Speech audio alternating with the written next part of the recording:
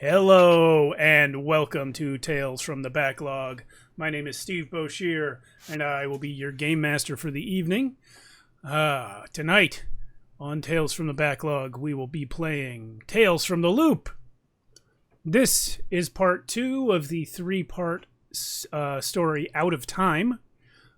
We have 2 of the 4 players who were with us for part 1, but that's fine because tonight we will see what happens to these 2 as they've been sent off to summer camp. And it's perfectly reasonable that the same 4 kids weren't all sent to the same summer camp at the same time.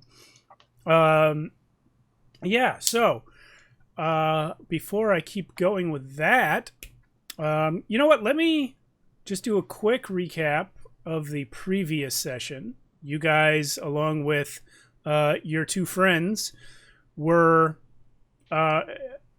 alerted to the disappearance of many animals around town where you live in Boulder City. And the long story short, turned out the crazy math teacher was kidnapping them. There was also a magnetrine ship that was crashing into the lake every night before disappearing. It would appear to be some sort of time loop. And then you chased the animals and the math teacher, Cuckoo Hernandez, who was wearing a bicycle helmet fitted with all kinds of weird technology. He always wore that, even to school. But you chased him out to the lake where he disappeared into a time vortex, and that ship was never seen again. The animals are gone. The mystery was solved, but you don't know why he did it or what he was doing or what was up with the time vortex or anything, and you never found out. On the plus side, Duffy's dad and his Uncle Jerry got some things sorted out, but Duffy doesn't know what they are. So that all happened around winter break 1988. And tonight we'll be skipping ahead to summer break 1989. So before I go on, why don't you guys introduce your characters? Hey, I'm Jason. I'm playing Duffy Gonzalez. I'm a fuck up kid who's always in and out of trouble, probably getting into fights too much, and just trying to stay grounded with my small core group of friends. Yeah. And that's mostly who I am. All right. Mia, I'll be playing Lisa Novak, known as Banshee, in her rock band that she tries to bring together. But yeah, she is a rocker. Basically not so much a troublemaker at school as keeping a low profile. So. But didn't you have a girlfriend? I forget her name. I did. Tracy Conrad, but she's now my ex-girlfriend. We broke up over the Christmas break. Okay. Shortly after. Yeah. Okay. Now that you fought a math teacher, you're just way too complicated for her. Absolutely. I don't know if that would give me a condition to start the session with or not. No. I'm upset. No, it's been months. You're fine. Okay. I'm fine. In fact, you've broken up with 2 other people since then. Oh, all right. No, that's up to you. The Rebounders. Yeah. That's my new band name, The Rebounders. Okay. Let's see. So, you guys are heading to Roadrunner Cove Summer Camp. Let me get a... I like the name. Roadrunner Cove. Something to write on here. I'll let you guys decide whether this is a place you really want to go. It's kind of a tradition in the area to send kids there. Your parents are definitely making you go whether you want to or not. Because they all went, and that's just what you do, in their opinion. Plus, there's probably a little bit of wanting to keep you out of trouble for a few weeks. And they live in the delusion that being at a summer camp will do that. So, school is already out at this point. I'm gonna give you guys the map. Where did I leave the little map button? There it is. So, you guys, someone mentioned Lake Mead earlier. That is correct. You guys are at Roadrunner Summer Camp. And it's right on the edge of Lake Mead. So it's kind of across the lake. Boulder City is like down that way. South. Oh, yeah. Southwest. So you guys are actually reasonably far from home now. But let's go ahead and have a little slice of what it's like getting to this place. Lisa, do you think that you want to go to Roadrunner Summer Camp? Well, not particularly, but I assume there'll be kids from other towns that are there. So I am actually looking forward to meeting other people that might share similar interests. But in reality, I'd rather be at home, jamming on my electric guitar and like visiting the bulletin boards over my dial-up modem and my whole 2400 baud modem connecting to the text bulletin boards. Maybe playing Sport Zero. Who do you think is driving you there? Your mom, your dad, grandpa? Oh, I thought maybe we were on a school bus with a bunch of other kids, but I would say maybe my grandfather would probably be doing that. Yeah. If I remember correctly, your grandfather was actually not too bad. My parents were my mom was paranoid. She thought someone was following her, but it turns out somebody actually is. Yeah. But yeah, grandpa was actually nice. Grandma and grandpa were actually nice. Lisa, you're Yeah. I sent your mom to this camp back when she was young. She seemed to have a good time with it. I think you should, just try to be open-minded and meet some people. Yeah, Grandpa. She would not shut up about it for the last 3 weeks, how excited she was I was going. I think she's more excited that I won't be at the house. Well, that's... glad to get rid of me. That's not true. You know your mother loves you. Or you should know it. I think so, but I can't tell. She's all about her work and everything, so which is okay. It allows me time to do what I want without her watching over my shoulder all the time. Oh, I know what you want. You're at that age, boy crazy. Grandpa. What? No. Let's just not go there right now. No, I don't want to talk about it either. Just be careful. You don't have anything to worry about, Granddad. Well, that's what they say, and then you're out with the wrong guy, and just maybe just be careful. It's too bad you don't have an older brother. Well, some of the guys I hang out with school have helped me out. There's this guy named Little Roy who's a wrestler who showed me some moves. Well, that's good. I think I'll be okay. And, I got that copy of Jeet Kune Do from Bruce Lee. Bruce cool who? Stuff in there. Bruce Lee. Oh, I know who that is. He used to run that shop down at the end of town. Yeah, that's exactly who I'm talking about, Grandpa. The electronics shop? I think so. Yeah, I think you're right. All right. Well, listen, I'll be back to pick you up, or someone will, in a few weeks. All right. Thanks, Grandpa. We'll see you later. Have fun. Duffel bag over my shoulder. Clunk goes the door.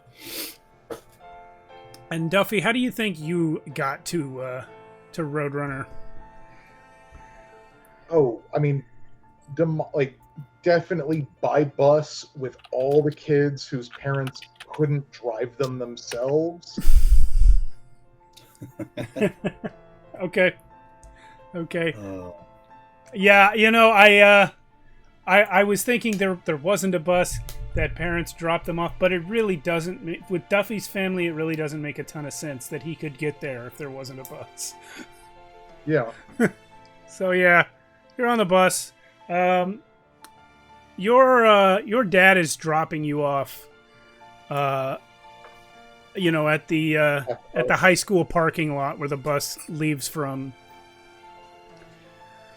All right, Duffy, you've got everything you need. You've got your socks. Yeah, Dad, I got everything packed. All right. I'm Listen, fine. you're not bringing that walk van, are you? No, I'm not bringing the walk van.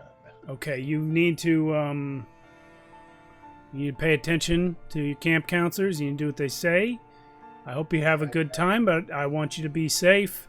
I'll see you when you get back. Yeah, Dad, I'll see you too. Okay, later.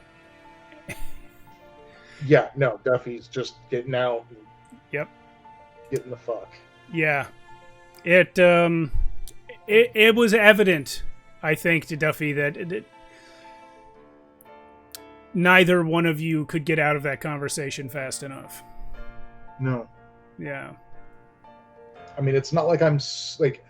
I think I am like kind of excited to go to camp just to be away from home for a while. Yeah. I mean, I'm probably not super enthused about being around a bunch of fucking kids I don't know. Mm-hmm.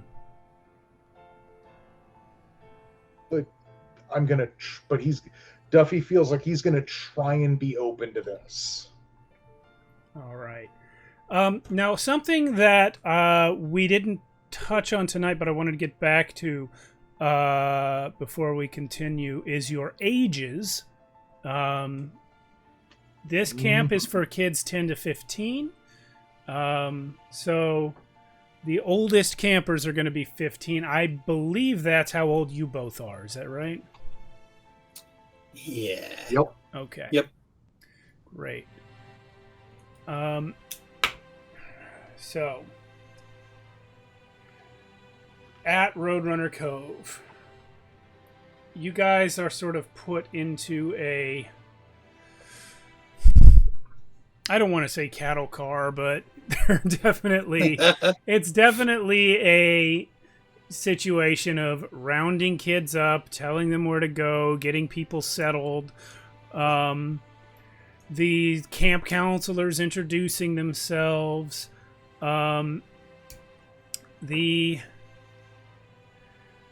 on, I lost a list. The camp leader is named William Stewart, and the camp nurse is named Kim Johnson.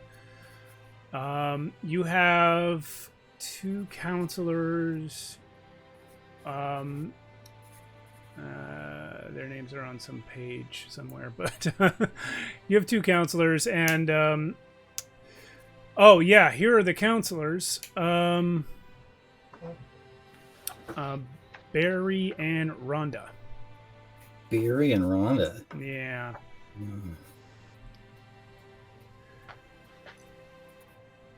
So I'm gonna call Rhonda a little bit. Okay. Unless she's not little.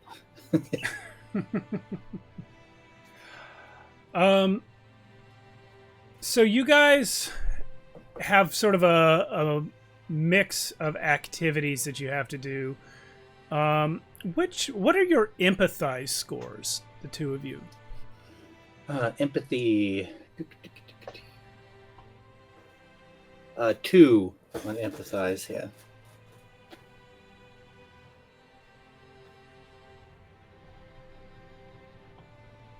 Oh. I mean, I have 0 empathy, but my mind is 4. Okay. This isn't a roll. I just wanted to know those scores. Yeah, my mind is 3. If you need to know that as well. Yeah. Tie that together. So, the beginning of the camp, like I kind of described, is pretty routine, organized, almost militaristic.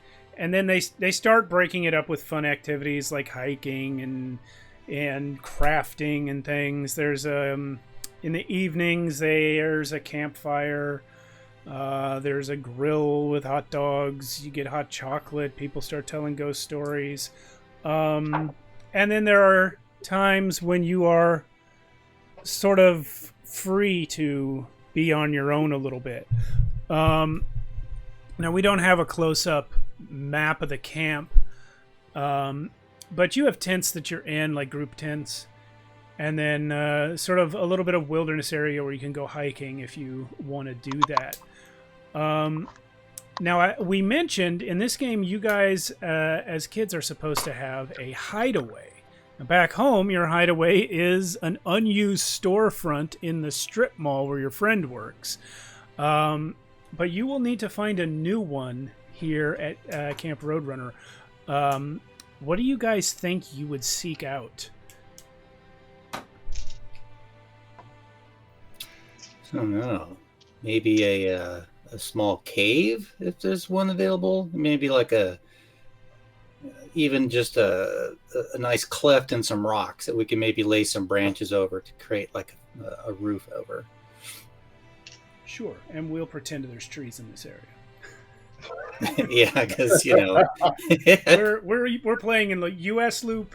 It is written for places where there are trees, and there aren't necessarily trees in Nevada, but at least not as many as are needed. Find a couple of tumbleweeds that we can like stack up, lash in place with some twine or something. Sure. Yeah, it's are cool. All right, so yeah, maybe I'll say that there is. You find a thing that is kind of a part way between what might be described as a cleft or a cave. You know, it's maybe too deep to just be a cleft, not quite deep enough to be really a cave, but you guys can make it a little hideaway, sure. So yeah, you guys are. Oh, I think I said some wrong stuff earlier, but that's okay. You guys are on your own recognizance for the evening. It's probably the second day that you guys are here. What do you think that you have to say to each other at this point?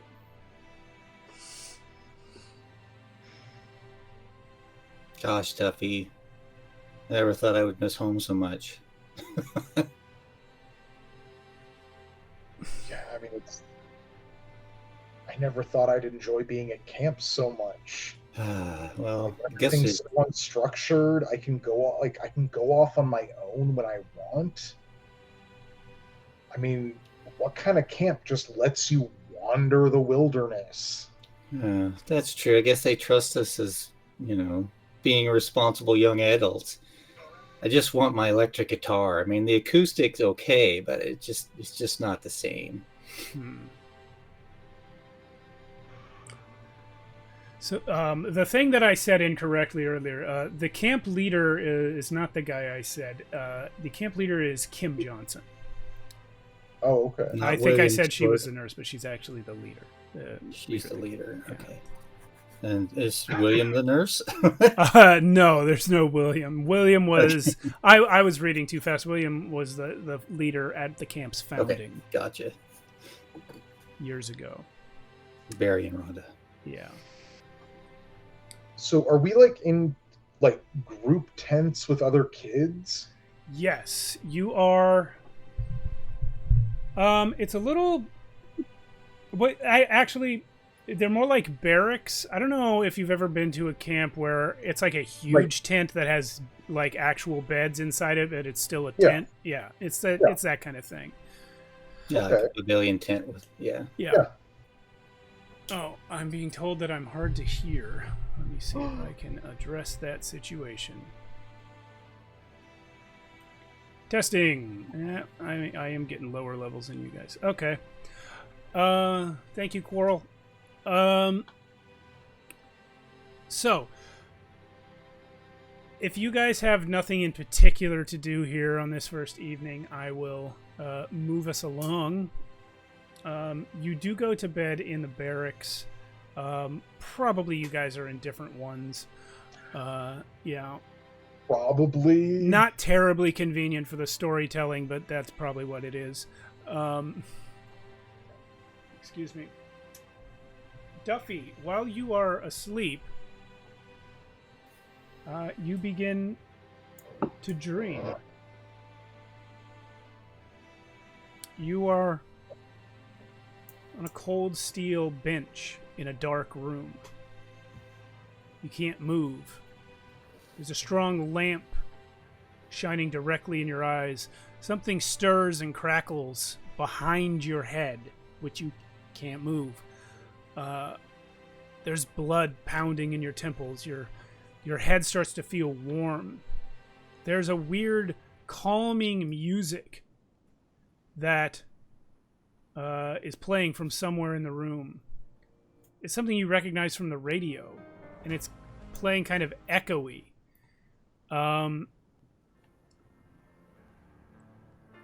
The heat starts to increase. The speakers start to crackle. The music starts to distort to some other song. And at the same time, that light in your eyes starts flashing. You try to turn your head to look around. The room is made of gray concrete. In front of you is a large mirror covering the wall. The mirror shows several children tied down. All still except one. The one that's not still, his movements match yours, but it's not you. Your heart's pounding.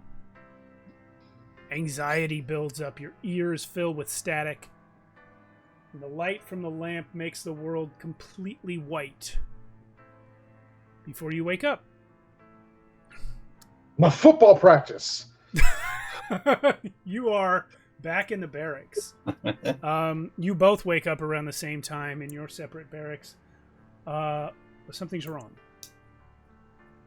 You are in the same place you went to bed, but everyone is a stranger. There's no one here that you recognize from when you went to bed. Coming out into the there's sort of a common tent, almost like a living room. There's a sofa there that looks new. The one that was there when you went to bed, it was very similar but way older. Some of the cabins outside are newly painted and are sparkling in the morning sun, where they looked cracked and peeling last night. And most disturbing, you look down at your own bodies and find that you are not in them. You are in... Something is wrong. You are in different bodies. And Duffy, if you are to find a mirror... Yeah, my first thought was to get up and I need to use the toilet. Yeah. So the image you see of yourself in the mirror is the stranger whose movements were matching yours in the dream. I mean, does he look familiar at all? Only from that. You don't recognize him otherwise.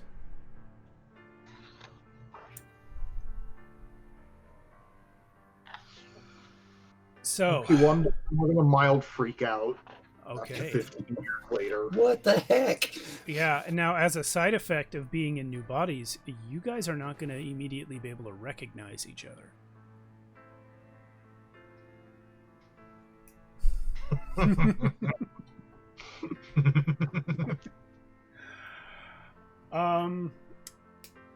But you are still at Camp Roadrunner. What the world is going on? Who are you? Good Lord. Yeah. So you're, to begin with, probably not even sure that you're not alone here. Because you don't recognize anyone, including yourself. Duffy, you have no way of knowing Lisa's here, and Lisa, you have no way of knowing Duffy's here. But let me get a mind check from you guys. It's a This is a dice pool thing, right? Yeah, Yeah. 3 die. I got 3 We're for looking that. for sixes, right? Looking for Yeah. 6s. That is a 2, 3, and a 4, so no 6s on that. Actually, yeah, this would be comprehend. Yeah. Oh. So no additional dice. So Hold yeah, on. still what I Hold on. got. Because I definitely want to keep that. Okay. So I got a 2, a 5, and 3 6s. All right. And what was yours, Lisa? 2, 3, 4. Okay. Well, Duffy, you figure it out, even though it's absolutely insane, but given your past experience, maybe not as insane as you think. Can I ask a question? Just something I want to do. Like I see I'm not the same person, and I want to find like some kind of publication, Okay. like a newspaper. Yeah. Because I want to know what day it is. Meanwhile, I'm going, am I dreaming? Pinching myself. God, I'm awake. This is not right. That is not my hand. This is really freaky. It is July 17th, 1969.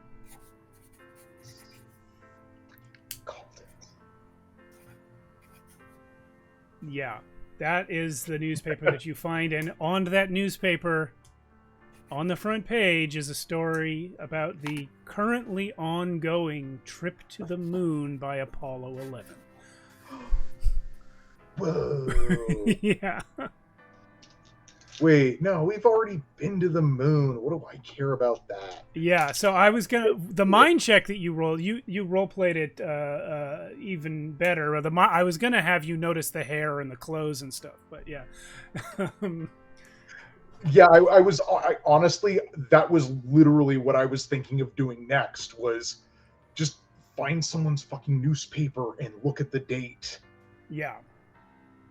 I'm drinking in all the funky clothes. Like, oh yeah, looks like those clothes that they were wearing in some of those Bruce Lee movies I've seen. Those were from the 70s. So, gosh, what am I in the 70s now? I don't know. So here's the thing: the schedule at Camp Roadrunner is the same in 1969 as it is in 1989. You wake up at 7, breakfast at 8 o'clock. And then there's an assembly during breakfast, and you see a camp counselor standing in front of, and here is Lisa, where you figure out what's going on. The big bulletin board says, "Welcome to Summer Camp 1969," and now you will understand the nature of my earlier mistake, because now the camp leader comes out, and it is William. It is William. Right. Yeah. I'm gonna throw some devil horns in the air, like, oh yeah. Nobody knows what you're doing in 1969. No. Exactly. Right there. Yeah. If Lisa's throwing up devil horns, then Duffy just found her. Yeah. No, I definitely. If I see one of the girls going like, I'm just like, okay, mental note. Touch base when this fucking assembly's over. There you go. So yeah, William comes out. He's in his 60s. He's got white hair, khaki pants, well-trimmed beard. His shirt is partly unbuttoned in the style of 1969. And he's got a name tag that says William. He gives a little welcome speech. He introduces the counselor. There are 2 camp counselors, Tina Easton, who's a middle-aged woman, who is she's actually a student. No, she's an officiate over at the church, but she works here at the camp during the summer, helps out. But there is a student teacher named Martin Hernandez. He is about 19 or 20 at this point. Oh. And behaving quite normally. Not cuckoo at all. So I kind of squint at him like, is that? Yeah, Do you want me to do like a check on that to see if I recognize him or? well, you don't have to do a check because you already saw the board, and Yeah. his name is not a secret. He's introduced Okay. by William, and he says hello, gives a little hello speech to everyone, and tells people, classic Kent counselor stuff. If you have a problem, come see me, and things like that. And yeah, Martin is here. He's working at the camp. So, you guys are released to go to activities or be on your own if you wish. Now would be... Yeah, Oh, now yeah, would maybe no, be a good time to seek each other out. Yeah, whatever weirdo I'm in, whose body I'm inhabiting, I beeline for that girl I saw throwing up the horns, because no one else here is that weird. Yeah. That's got to be Lisa. I know, like a lot of the girls, I guess, are wearing like long, straightish hair. I'm gonna like pull mine back into like two fat ponytails that stick out the back, like up and out from the sides, like Pippi Longstocking or something, just to like differentiate myself from all the others. Okay, you're getting a lot of weird looks. People don't know why you're doing that stuff with your hair. People start to think you're a little bit crazy because this means nothing to most people in 1969. Yeah, exactly. Yeah. I'm not sure when this became the big deal in the metal scene, but I'm pretty sure it was after that. Yeah, I think James Dio really popularized that. Yeah, that would have been the 70s. Mm-hmm. Ooh, You may not be ready for this, but your kids are gonna love it. There you go. But if it's the 60s, we could get teen crooner Ronnie James Dio. You're right. You're right. He had a whole other career. Yeah. I guess I see Duffy coming right at me. I'm like, Well, you see some weirdo coming right at you. wait, back off, buddy. Literally, it's, Lisa? Lisa? I would say, Lisa, you've been dealing with people thinking something's wrong with you all morning. So you're probably super paranoid about this guy just beelining for you. And as he says Lisa, I kind of squint at him. I'm like, Duffy? Yeah, it's me, Duffy. Oh, good lord, look at you. Is he in like a handsomer body? I'm just curious. Roll me a handsome check. If you get a 6, Is he like, you're doing way better. is he like buffed What am I out? rolling? Like a buffed out teenager. I've invented a check called a handsome check. That's just 1d6. Yep, just roll me a d6. Or is it just a full body check? A whole, yeah. It's a 1, isn't it? No. It's a 6. Yes. Duffy's doing way better. Damn, Duffy, look what? This is really strange, but wow, man, look at you. Look at you. Yeah, I did look at me. This isn't me. So I look over his shoulder, there's some girls looking at him. They're checking him out. I know it's not you, and this, good lord, this definitely is not me. I mean, look at these crazy ass pants. I would not be caught dead in these otherwise. What is going on? Seriously, bell bottoms? Yeah, and the hair, good lord. I mean, long hair's nice, but wow. I mean, it's just flat and, no. Where's the Aquanet? Good lord.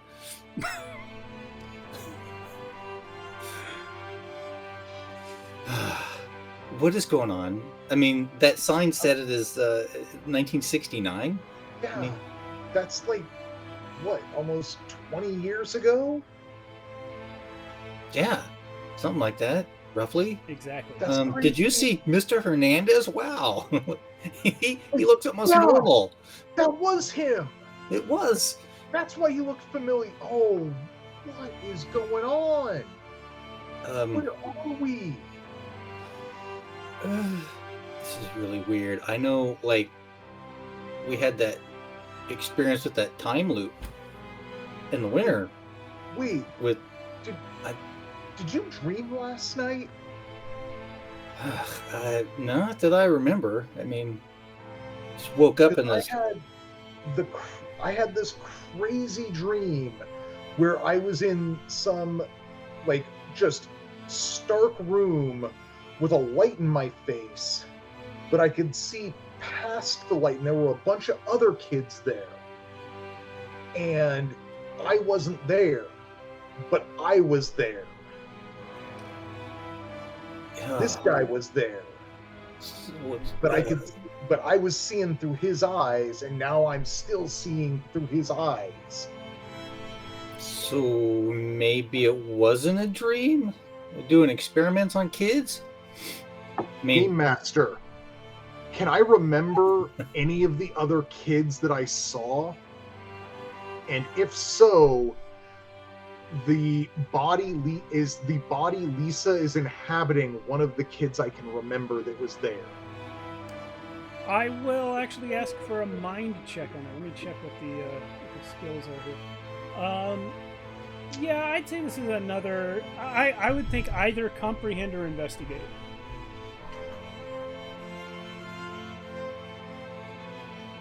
I mean, our parents work at some pretty crazy scientific lab stuff, but Yeah, I'll take the comprehend.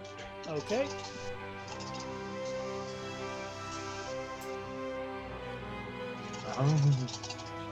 God, I need some freaking hairspray. This is ridiculous. I got 2 3s, 2 4s, and a 5. Okay. Even though it's none of those are technically a success, I would No. say with the 5, you at least, because she's standing in front of you, you're pretty sure, yes, Lisa's current body was one of the ones you saw. You do not have a clear enough memory of any of the others to pick them out of the crowd.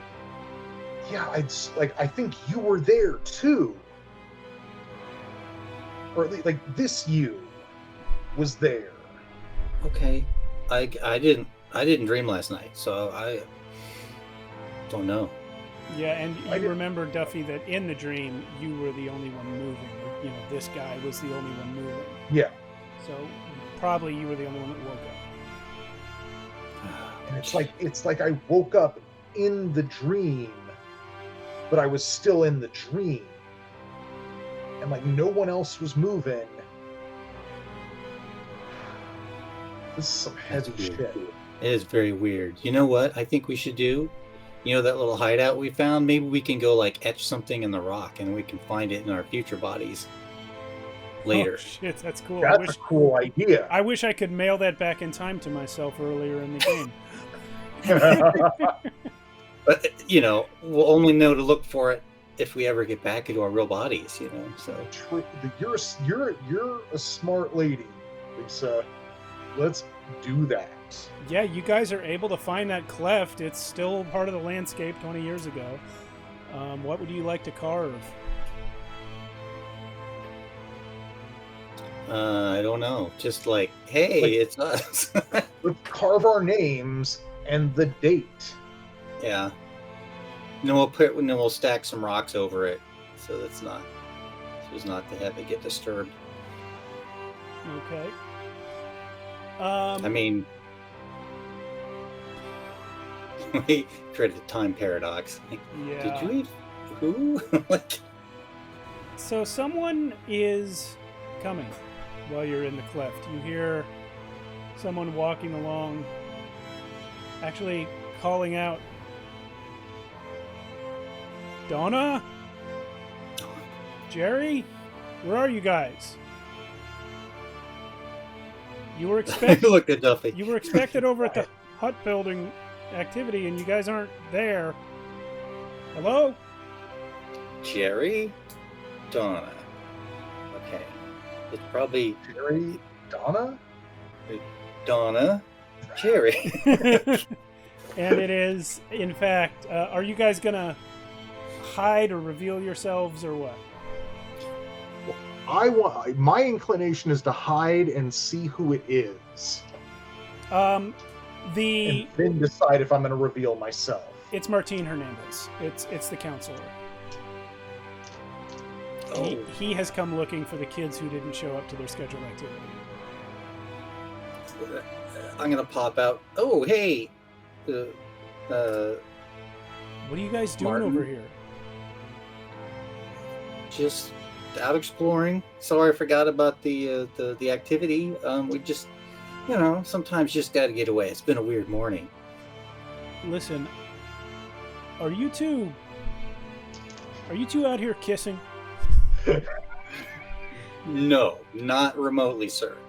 I mean, look at Jerry over there. I am looking at Jerry over there. A lot of people have been looking at Jerry. I mean, Jerry has a bit of a reputation. What are you trying to say? That I've got one? No, I don't know. You're started giggling a bit because Duffy is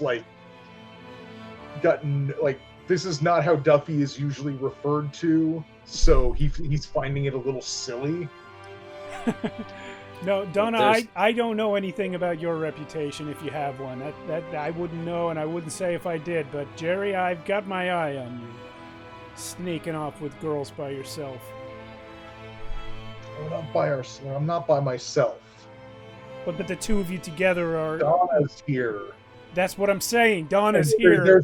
There's a demonstrable beat as Duffy tries to remember and then remembers Donna. Yeah. Instead of saying Lisa is right here. Anyway. No, we aren't up to anything. We just had to get away. It's just a weird morning, Jerry. Sometimes. Yeah. Well, we wouldn't have noticed you missing. I got to be honest, but Seth was looking for you. You should go find him. Yeah. Where was he? Seth? Looking for me? At this point, Duffy, hearing the names Seth and Jerry back to back like that finally jogs something in your memory. Jerry is your Uncle Jerry, and Seth is your dad.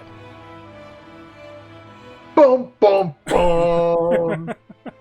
I was this close to calling it. Yeah. I thought I was my dad. You are your Uncle Jerry.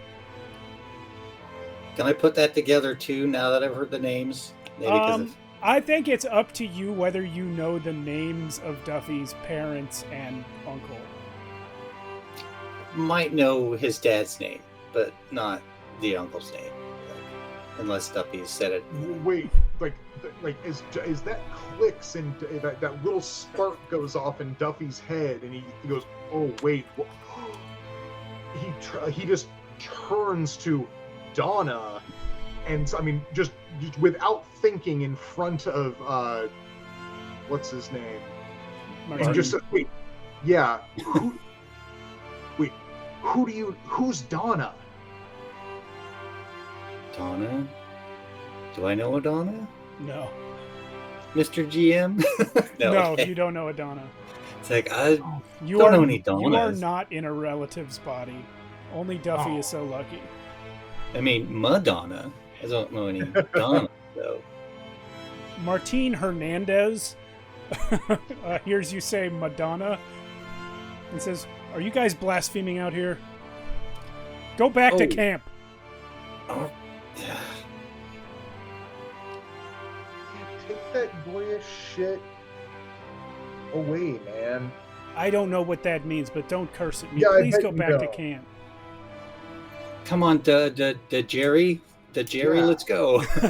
Yeah, Jerry. Just go build a... Look, no, you guys, you're not in any trouble. I just needed to find... Just please go back, all right? Right. Yeah, we're going back, man. All right. Get some coffee in me here. Too damn early. It's definitely too damn early. By like 20 years. 20 years too damn early. All right. Well, you guys make it back to the hut building activity in time to build your own crappy little hut. Crappy because you're rushing. Everyone else has been doing it for half an hour.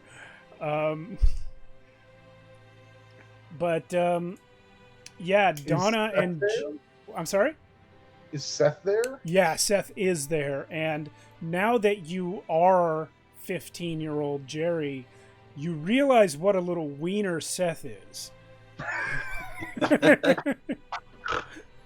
Because he's 2 years younger.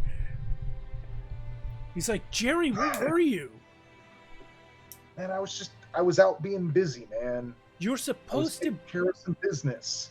You know what, Jerry? This is exactly the kind of thing that Mom's always talking about. Why am I supposed to look out for you? I'm 13, Jerry. You're supposed to be looking out for me. Man, you don't gotta look out for me. I'm taking care of my own stuff, Yeah, man. and you go missing. You leave me by my. What happens if I go home alone? You gonna go home alone? Well, without you, I mean, obviously I gotta ride the bus.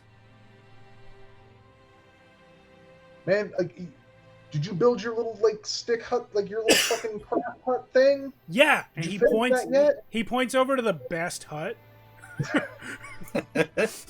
Yeah, great. Yeah, great, man. Here, and I just shove whatever mess I've been able to put together so far at him. There, go to town, man. I'm not building your You're so hut into- for you. You're so into that, man. Do it. Do what? Do your own work, Jerry. Yeah, I was doing my own work. God, you're such an asshole. Hey, you're such a little fucking wiener, man. Ah. I thought you could be hurt or lost, but I guess I should have known better. You're just sneaking off with some girl. Yeah, man. There was important stuff that did not involve you. Did it involve a pack of cigarettes? I think for a minute. No, I'm telling Mom. because Duffy doesn't smoke. Duffy doesn't smoke. Jerry probably does. Yeah. That's why you've been feeling edgy all morning. So you see, I think, in this interaction, a hint of what will be their lifelong dynamic, of Seth just doing everything right, and Jerry being kind of a lot cooler, but that wears off when you're an adult. Yeah. Yeah. So yeah. You guys finish building your hut. Lunch comes around. You have to go to.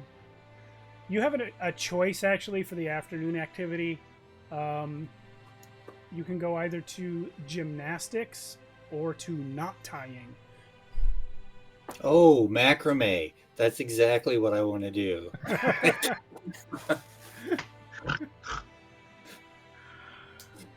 Yeah. I think I would be more interested in going to the gymnastics, I think, just because. And what about? Yeah, I think gymnastics sound cool, man. Like learning how to move, how to tumble, how to roll. Okay, well, you guys go to the gymnastics. It's basic stuff. I mean, it's a summer camp. It's not like a third-year gymnastics class. They're like, here's how you do a cartwheel. Most of the kids can't do it. But actually what happens at one point is someone falls trying to do a handstand and breaks their arm. Oh. And the camp nurse is called, and it is a younger Kim Johnson, who is the camp leader in 1989. She is the nurse in 1969. So you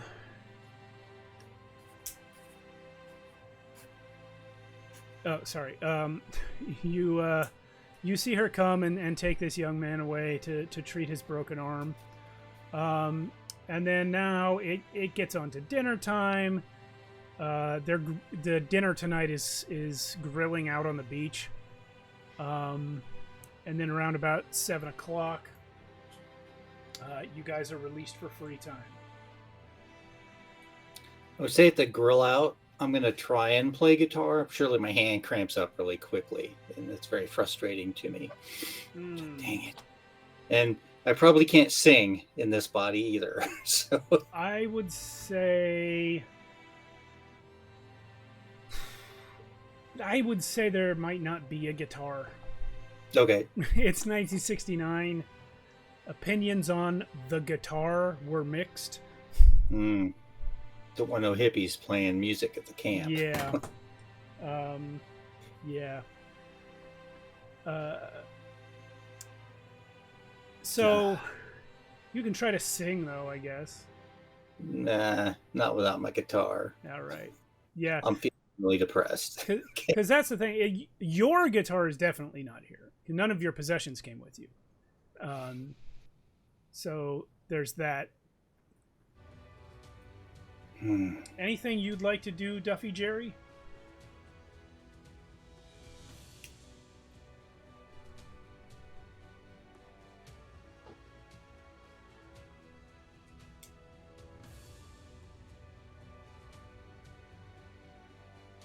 I think Duffy's just taken in being in like the late 60s.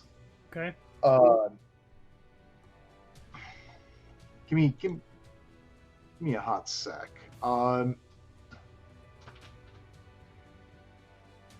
You know what? Duffy does, like, while he's taking that all in, though, he kind of wants to try and keep an eye, like, he's keeping a lookout. He's trying to like go, okay, we're here, but I saw more, like, I may only remember Lisa, like, Donna from my dream, but there were more kids in my dream. Sure. Like, and I'm just like thinking maybe I can see if, hey, He has arrived. How do you think you'd go about doing that?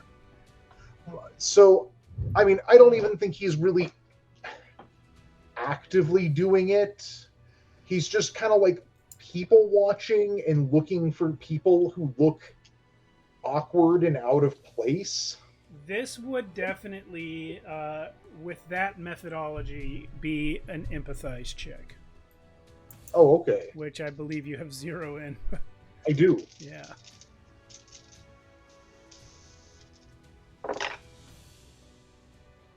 You still get to roll your mind dice, yeah. I do. And I got 1-6.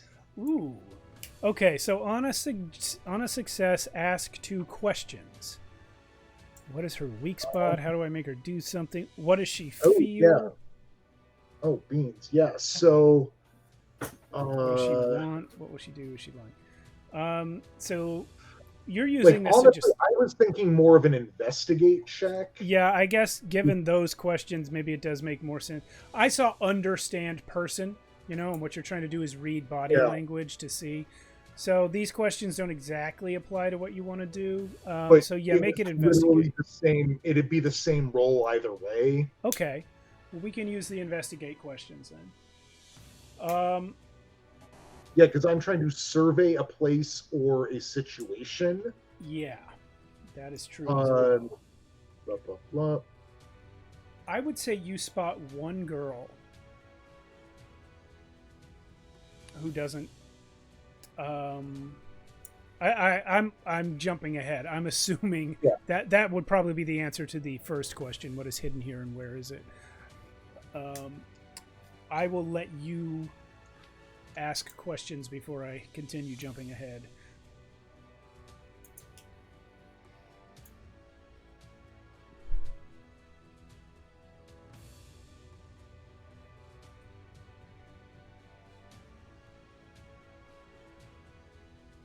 So yeah. So I guess like the what is hidden here and where is it would relate to the if there's anyone else who seems temporally out of place. Yeah. So there is someone who might be. There is a young girl, younger than you guys, maybe 10 or 11. Sitting in the back, crying, not necessarily actively crying, but you can tell she's recently been crying and trying not to cry again.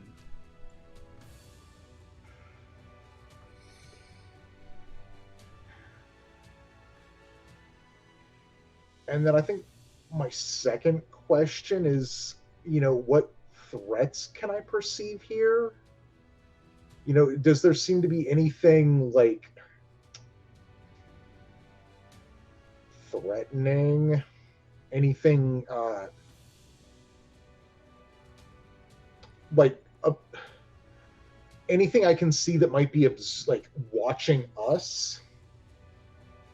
I was debating whether to tell you something, and that last phrasing made it clear that I am going to. There is one person who is at the camp in both time periods. Oh, Kim Johnson. Hmm. And she is watching that young girl.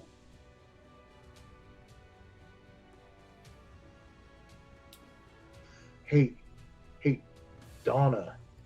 Hey, like, see that girl over there? The one who looks like she's been crying. Oh, yeah. Yeah. She's awfully little. She's like 10 or 12 years old.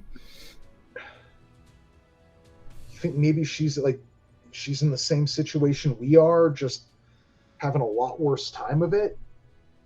I mean, she could be. I mean, how would we know for sure? Can you go approach her, talk to her?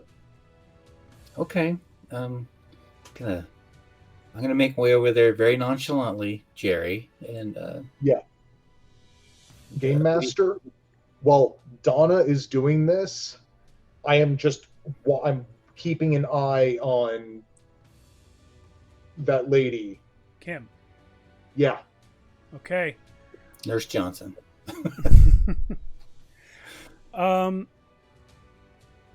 Yeah. So, Lisa, Donna, what do you say as you approach this girl? I'm like, hey, are you okay? Looks like you're upset. Is there anything I can do to help? No. I don't think so. Do you... I'll have an empathize check from you here.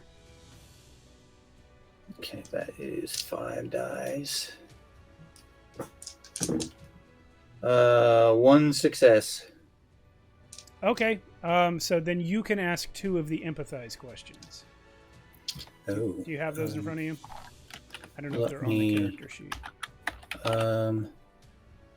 Empathize. I can read them let's to you see. if it's faster. I've got what does she want? Okay. You said it out loud, does that mean you're asking it? I kind of I would lead into it with slightly different verbiage, like I know it's been kind of a weird day. Is there anything in particular that you want or need? Okay. Yeah, so what I meant was, are you asking me that question? Are you choosing that question? What does she want? She wants to tell you something, but she is not. How can I make her do something? In fact, she wants, I would say, she wants you to be someone she can tell something to. It's like, well, I'm going to kind of sit down next to her, and it's like, you know what? This morning, I had the weirdest dream. I dreamt that I was from the future, and that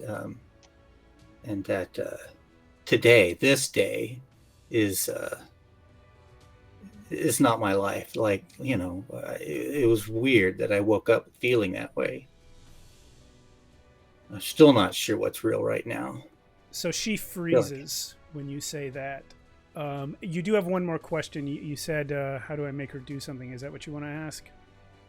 Yeah, that's what I'm trying to get at. Mm-hmm. This girl is young. If you want her to tell you that she's from the future, if that's the case, you probably need to say it first. Yeah, like, I don't know. It just feels weird. I don't know how I got here or why. I just feel like I'm dreaming, because I swear to God, it was 1989, like last night. She immediately bursts into tears. It was 1989. Oh my gosh. It's not a dream. How can we be here? I don't know. Shh, be quiet though. It might get us in trouble. It might lock us up. Think we're crazy. All right, But I'm going to cut back. my Oh, go ahead. my it's me and my friend. There's two of us. Now that we know you're here, maybe we can help one another. And then we'll cut away. Yeah, I'll cut back to Duffy, because Duffy, you said you were watching Kim while this happens. Kim became way more attentive when Lisa O'Donnell walked over there. It is clear that she knows some kind of important conversation is happening. She is watching them. I would say she doesn't look afraid, but she's extremely distracted from anything else that's going on. And at this point, having spent 3 meal times in 1969, you have started to notice something. 2 things, in fact. Kim Johnson has prepared all of the beverages at the meal times. And Kim Johnson has not eaten or drank a single thing at any of the meal times. Freaky Kool-Aid. I'm curious as to whether or not you would think Lisa, I think she might know about Jonestown, that cult that drank the poison-laced Kool-Aid. I think if anybody would know about that, Lisa would. So that might be suspicious. Kool-Aid. Yeah, it might be suspicious to me seeing that happen with Nurse Johnson. Yeah, it's hot chocolate. It's not necessarily Kool-Aid, but It was Flavor Aid. Yeah. It's Groovy Aid. It's the 60s.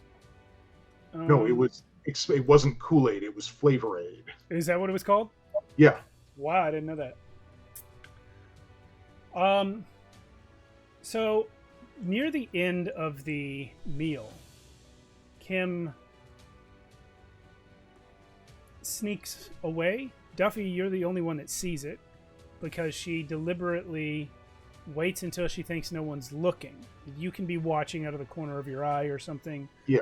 She leaves the dinner and goes off into a sort of shadowy area nearby the beach, picks up something large, and sneaks off into the tree line. The trees that are here.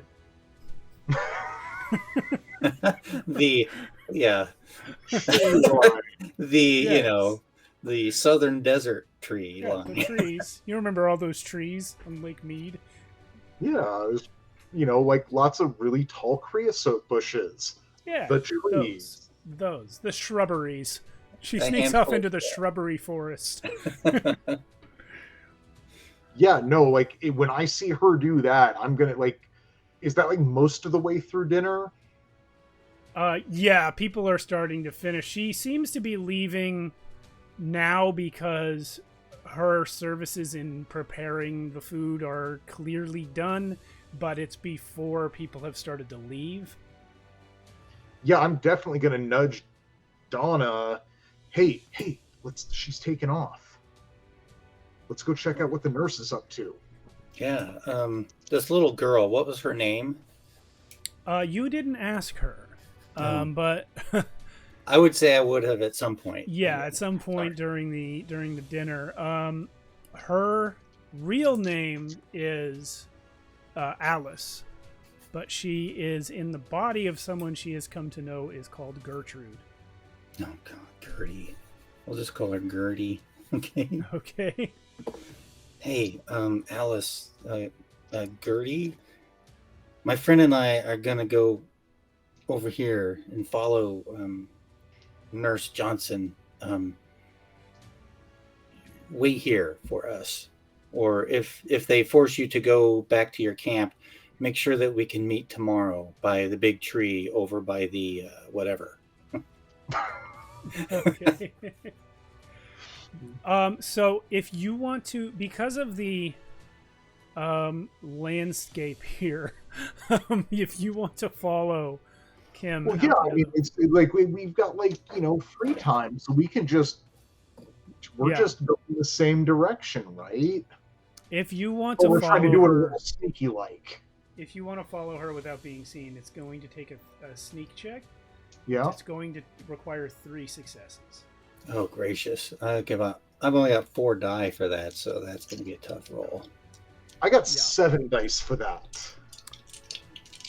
But does Jerry? Yes, Jerry does too. I got 2. I got 2. I rolled 2 6s and 2 1s. Okay, but it will be 3 each. Yeah. So Lisa did not succeed. Give me a sec. I'm not prepared to put. I'm not prepared to push.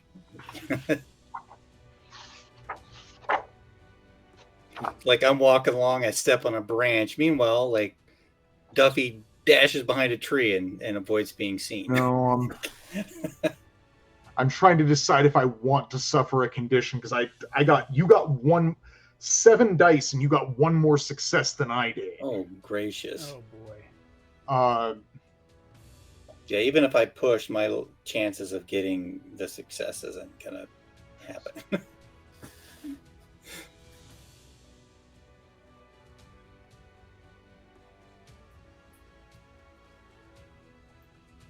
What's the call, Duffy?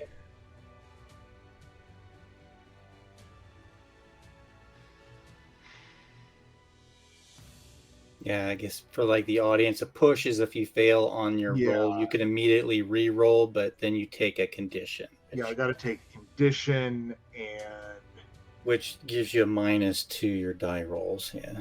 Yeah.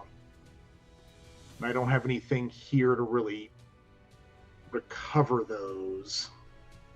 I would say at this time, if you get caught trying to sneak after Kim, all you're really losing is the opportunity to gather information from this. So I would weigh that against how early we are in the game. I mean, I really do want to know. I want to know where she's going. I think she's going somewhere like related to the stuff that's going on with us. Well, Lisa's definitely caught. So if you want to push, you may. I mean, if Lisa's going to be caught, then I guess I should probably get caught as well. So I'll let this awful roll stand. You'll never guess who catches you. Cuckoo. What did you call that me? lady. You two again. Mr. Martinez. Hernandez. I don't like being called names. Do you like being called names, Donna? Well, you could call me Banshee if you want. Why would I call you Banshee? That's so mean. I'm just making a joke. Banshees are cool. I'm just making a joke, sir. Donna, are people calling you Banshee? Because I can talk to them for you. No, it's okay. Nobody's calling me that. I was just making a joke, sir. All right. Jerry? Maybe you should... I mean, you guys are on free time, but it's night. We don't want you wandering off into the wilderness, and a boy and a girl alone sneaking off constantly, you know? Yeah, we probably should have brought Gertrude with us. Gertrude? No, Alice. Gertrude's been having... No, Alice is her future name. That's right. Gertrude's... My bad. Are you guys friends with Gertrude? Yeah. I wish you would bring her with you. She seems to be having a hard time. I think she misses home. Yeah, she does. I know. I would really appreciate it. I know you guys are older and maybe you don't want to hang out with the younger kids, but if you're friends with her, if you know her, it would really go a long way towards helping us out. And would it alleviate your suspicions as to what the two of us might be up to? Because this is not a thing. It would have if you hadn't said it that way. Because now I'm suspicious that you're up to something else that I haven't thought of yet. What else would we be up to? I mean, all teenagers are up to something, aren't they, Mr. Hernandez? Are they?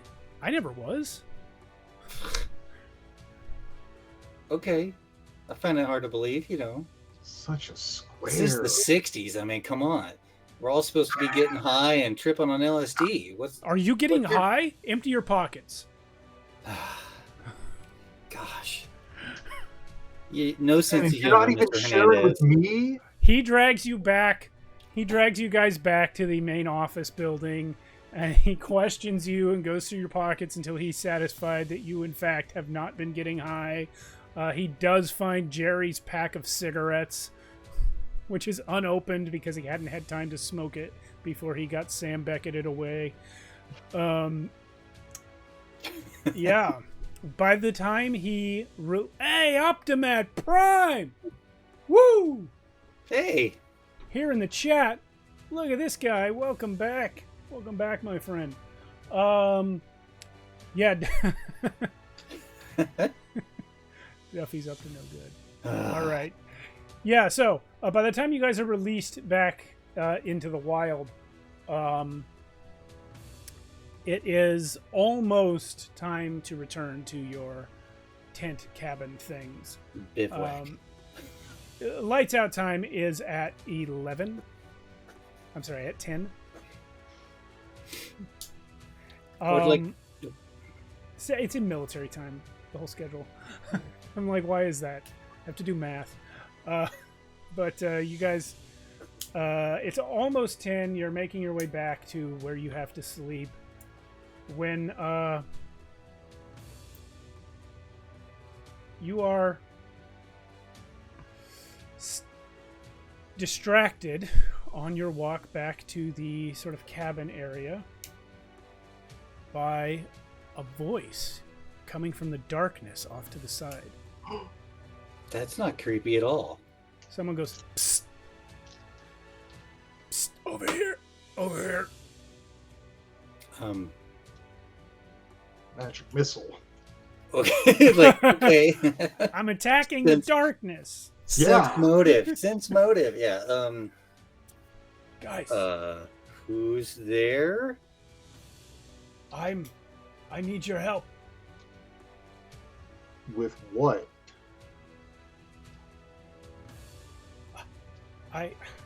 Someone moves into the light a little bit, and it appears to be an old homeless man. He's wearing a thick military coat. He's got brown training shorts, green boots. His face is covered in like mud and clay.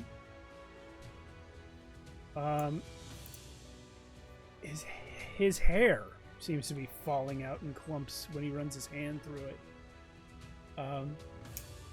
Buddy, there's something wrong with you. No, that doesn't matter. I'm okay.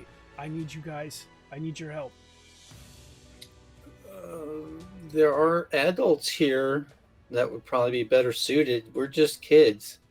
Well, yeah, I know. I know. But the thing about the kids, the adults, none of the adults are from the future. Yeah? Are you saying you're Doc Brown? Who? What? Doc Brown? Are Oh, you the from movies. future? Yeah, I've seen those movies. Or at least I read about them in a magazine at the grocery store. I don't have time to watch movies. Oh. Okay, well now I believe him. Like, okay, what? Not what with do you your need hair help with? falling out like that. If I was from like 20 years in the future, my future, I might say you look like you got the cancer, man. I'm not from 20 years in the future. No, I'm talking about like 40 years in the future. I'm from 40 years in the future. You are? Who is? Man, what is your deal? Why is your hair falling out? 2008? Am I doing that math right? 2007? What? Yeah, 2009.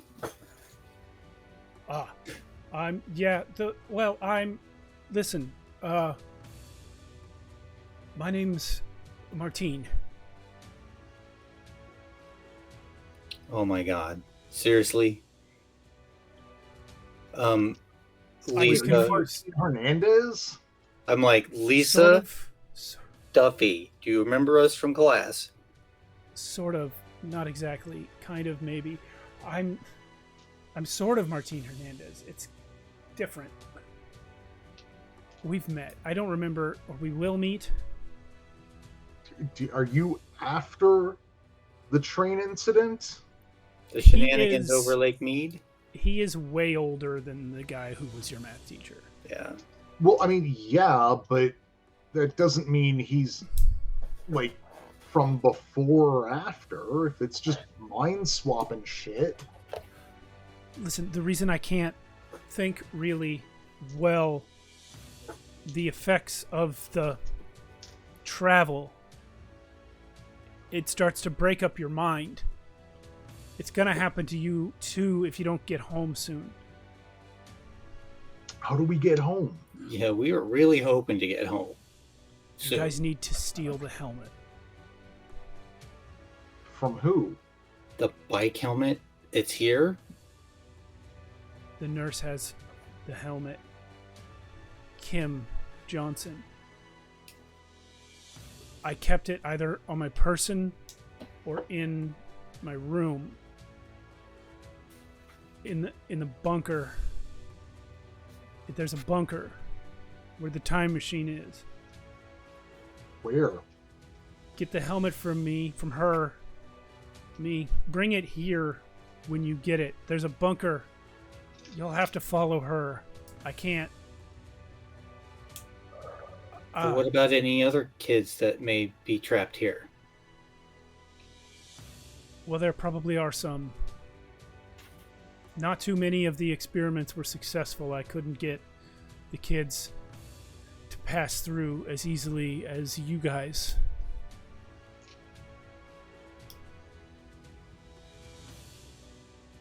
Probably because we were exposed to this time stuff before Mr. Hernandez. Thanks for that. You're welcome.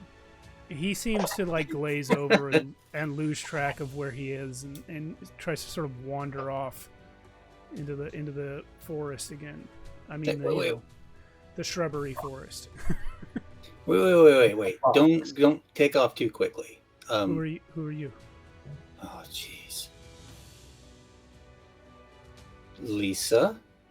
Duffy? No. You're Donna Jerry. Or wait, are you already Lisa and Duffy? Already, yes. Duffy? You guys are from You're the still future. you, right? I need you to do something for me. I need you to steal a helmet. Yes, from Kim Johnson, the nurse. That's right. The younger version. And then the bunker. The bunker is where it might be. Okay. And you were going to tell us where the bunker was. It's hard for me to remember. All right, fine. We'll have to follow her then. Duffy? What I are don't we know. gonna? We're going back to the plan I had last night. I It's guess. still the same night. It's just earlier. Yeah. It was Tomorrow earlier tonight. morning? Yeah. And I will say this actually, to save a little time, potentially save a little time. Can I get a roll to see if you can get coherent information about the bunker's location out of this guy? What would be a great roll? Empathize isn't really relevant. like investigate, charm. Investigate, or I would even say lead, because you're Lead? trying to lead him into saying something that makes sense. Oh, no Ooh. can do. I've got 4 dice, but no skill ranks. I was like, can I charm him into it? But yeah, Charm would definitely work. I was just about to say All right. charm would work. I think I'll try charm because I can go 6 dice on that. So this charm, it would take the form of you, speaking to him in a way that he's capable of responding to you. Oh my gosh, that is 4 successes. Oh, holy hell. Wow. So Damn. that obviously very good. He cannot think straight. He's trying to send you to follow Kim Johnson because he can't remember where the bunker is. But you're able to help him sort of get his thoughts collected and under control enough that he actually is able now to describe to you about where the door is. There's like a storm cellar door leading down to a bunker out in the wilderness. There is a cliff edge, and the door is there. So you guys can head to that either tonight by sneaking out after bedtime, or tomorrow, if that may be more advisable if you want to meet back up with Gertrude tonight and tell her what has taken place. Yeah, I was gonna try and hook up with Gertrude before lights out, just to like let her know we're still here and that we're looking out for her. And I will say, with your 4 successes, It's crazy. you notice something that did already happen in this conversation, but I don't know if either of you guys picked up on it in real life, but I'll say Lisa does pick up on it in this conversation with Martine. For some reason, Martine seems to be referring to Kim interchangeably in the third person and first person. Yeah, I picked up. Yeah, Yeah, I noticed that. Yeah. me, her. Yeah, like Yeah. This is very strange. And yeah, he seems to remember things that it seems like Kim would have done, not Martine.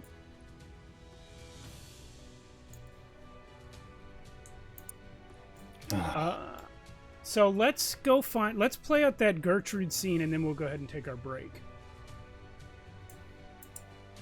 So should I assume that Duffy is going straight to bed while Lisa goes and discusses this with Gertrude? Or do you both want to talk to Gertrude?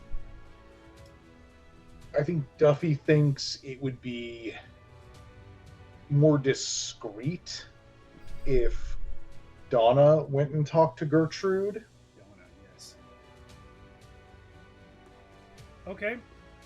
So she is actually still hanging out in the meal area on the beach, which almost everyone else has left, but that's where you told her to wait while you went off to fail at sneaking after Kim Johnson, and then get a talking to from some 20-year-old camp counselor who's not that good at it. Yeah, so she's here. Where did she go? What happened? Okay. You've gone so long. First thing, sorry, we were so long, Alice. But we've got a lead on how to help ourselves to hopefully get back to our true selves and our true bodies in the future. Okay. We'll have to. That's great. We'll have to sleep tonight and meet tomorrow morning. We're gonna have to sneak off because we've got to go find a place that's apparently a secret. Oh, like a secret hideout? Like she has a secret hideout where she does weird stuff? Yeah, something like makes that. People travel in time? We have no idea what's going on. We bumped into somebody else that's also in the know with the time loop thingy. I don't know. Another kid? It was a grown-up. He said he was from the far future, so it seems like we've got a lot of crossover here. That's weird. What happens if he's like tricking us, like he's working for her? Well, that's the risk we'll have to take. I mean, there's not many options here. Donna, are you really from the future? I am. I'm not sure what I could tell you to prove it. I went and saw Gremlins, Goonies, Back to the Future, Michael J. Fox. Oh, I saw that one. Mm-hmm. So do you think that someone brought us here in the DeLorean? No. Something similar, maybe, but not that exactly. No. I don't know why I'm not in my own body. I don't know either. I've seen movies where they like swap brains, like something like old 50s, like swap the brain and you're not who you think you are, but those are stories. Those are really honestly kind of disturbing. Like, this isn't what I'm supposed to look like. Yeah, me neither. My guitar's not here. My hair's all messed up. These clothes are definitely not anything I would be caught dead in. And my friend Duffy, well, he's nothing like himself. I'll just say that. Didn't you say he was in his own uncle? Well, you know what? That is really strange that he is occupying the body of his uncle when he was the same age as. Yeah, so yeah, it's very strange. Wow. I'm kind of curious where the consciousness of these bodies is right now. Are they in our bodies in the future? I guess we'll find that out once we get this all sorted. I saw a commercial for a show where someone does exactly that. They jump around and they take over people's bodies in the past. Oh yeah, Scott Bakula and what's that called? Quantum Leap, I think. Something I leap, Man? some kind of leap. Yeah, Quantum Leap. It comes out in the fall. Yeah, I don't think I'm going to be watching it anymore. yeah, it would be too much like real life. Yeah. I would like to point out, not the fall, March. March 89? Yeah. Yep. So Okay. it's already airing. 26th. Wow. It's already been on air. Okay. Wow. All right, retcon. I saw that episode. Yeah, I was really surprised to see Dean Stockwell in that. I mean, I really liked him in Dune as I did not like Dune because I fell asleep in it. And when I woke up, someone was being eaten by a monster. Oh, yeah, that's not really a good movie for a kid your age. My parents don't pay a ton of attention to what I watch. No. I'd say the same thing. HBO at night is Friday the 13th. I don't know. Wouldn't be able to see that in the theaters, but anyway. I hope you sleep well tonight. And I guess we're walking all the way back to camp during this conversation. Yeah, and when you get there, you enter the girls' bunk where you are to bed down and find standing in the middle of it Nurse Kim Johnson. We'll see you in 10 minutes. Hi, Miss Johnson. Welcome back to Tales from the Backlog and Tales from the Loop. You never know where the tales are going to come from. We have just entered the girls' cabin with Lisa, aka Donna, and Alice, aka Gertrude, to find Kim Johnson, the nurse, standing in the middle of the cabin. Lisa, is there anything... Gertrude freezes right away. Is there anything Lisa does when she sees Kim standing there? You have sort of a split second before she says something. I'm like, hey, Nurse Johnson. Gertrude and I were just, down by the lake. It's really nice outside. We're sorry we're a little late. I know lights out is here shortly, and we probably should have been here sooner, but it was just such a nice night out. Oh, well, I wouldn't worry too much about being late. It's still not quite lights out. I just came to see you, Gertrude. I have seen that you haven't been feeling well, and I wanted to see if I could help you get some sleep. And Gertrude just kind of freezes and stammers and stares at her wide-eyed. Oh, Nurse, I think she's okay now. We talked a little bit earlier, Nurse Johnson. You might try and let her sleep on her own tonight. Maybe and if it doesn't work out, maybe help her tomorrow night. Well, I appreciate your input, Donna, but I'm the nurse here. I think that it would be best if you take these, Gertrude.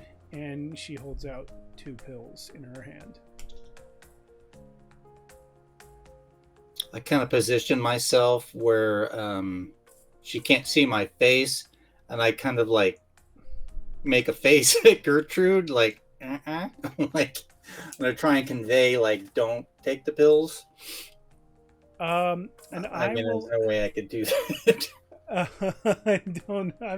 I think Gertrude knows. I mean, you've been talking to her about, hey, it's Kim. Yeah. I mean, that's pretty cool that she's going to expect her to just take those pills dry. Well, she has a glass of water. Oh. I'm actually going to ask, because there's something relevant here that we didn't actually resolve earlier, which was, did Lisa drink any of the beverages at dinner before Duffy pointed out what he noticed? Probably. Do you have Yeah. a D20 handy? In fact, I do. 1 second. Go ahead and roll that. I'll say if you get a 15 or higher on the die, then you did not get drugged. That is a 15 Okay, you did on the not drink. nose. You did not drink anything, or not enough to have an effect.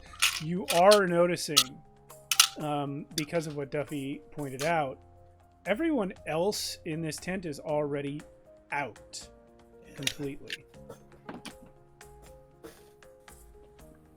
But you, Gertrude, and Kim.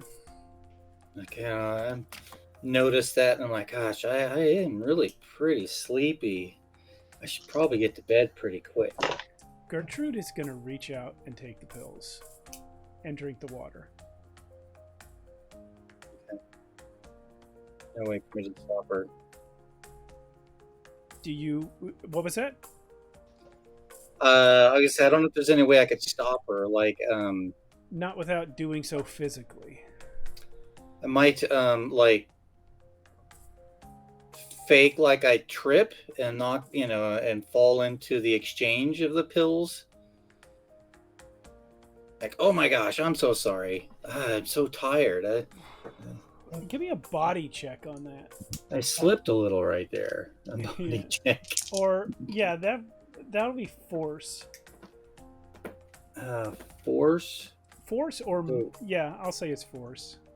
It might be... That's not a good roll for me. Yeah. All right, so you try, but Kim Johnson is able to... You are in the body of a 15-year-old, not a particularly large one. She's able to just sort of like push you aside, and Gertrude takes the pills. Kim then looks at you, Donna, and says, now, why don't you get to sleep so that I don't have to give you any pills? Oh, I'm going to bed. Sleepy time. She will leave. Gertrude gets right into bed. And after Kim is out, she opens her mouth and spits the pills out. Okay, I was going to try and induce vomiting, but I know it's kind of gross. Like, Gertrude's smart enough to not take the pills. She's a little hid the pills under her tongue. Okay. And faked it. And I'm like, good job. Yeah, everyone else is completely unconscious, and Kim has left. The night passes, unless either of you would like to sneak out after hours. Strelick, stop distracting your father.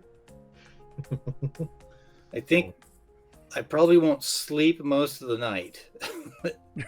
Yeah. I'll just kind of like sit up in my bed and keep an eye on Gertrude from across the room. Yeah, I think Duffy gets a good, solid night of sleep. Duffy blissfully unaware of this encounter. Mm-hmm.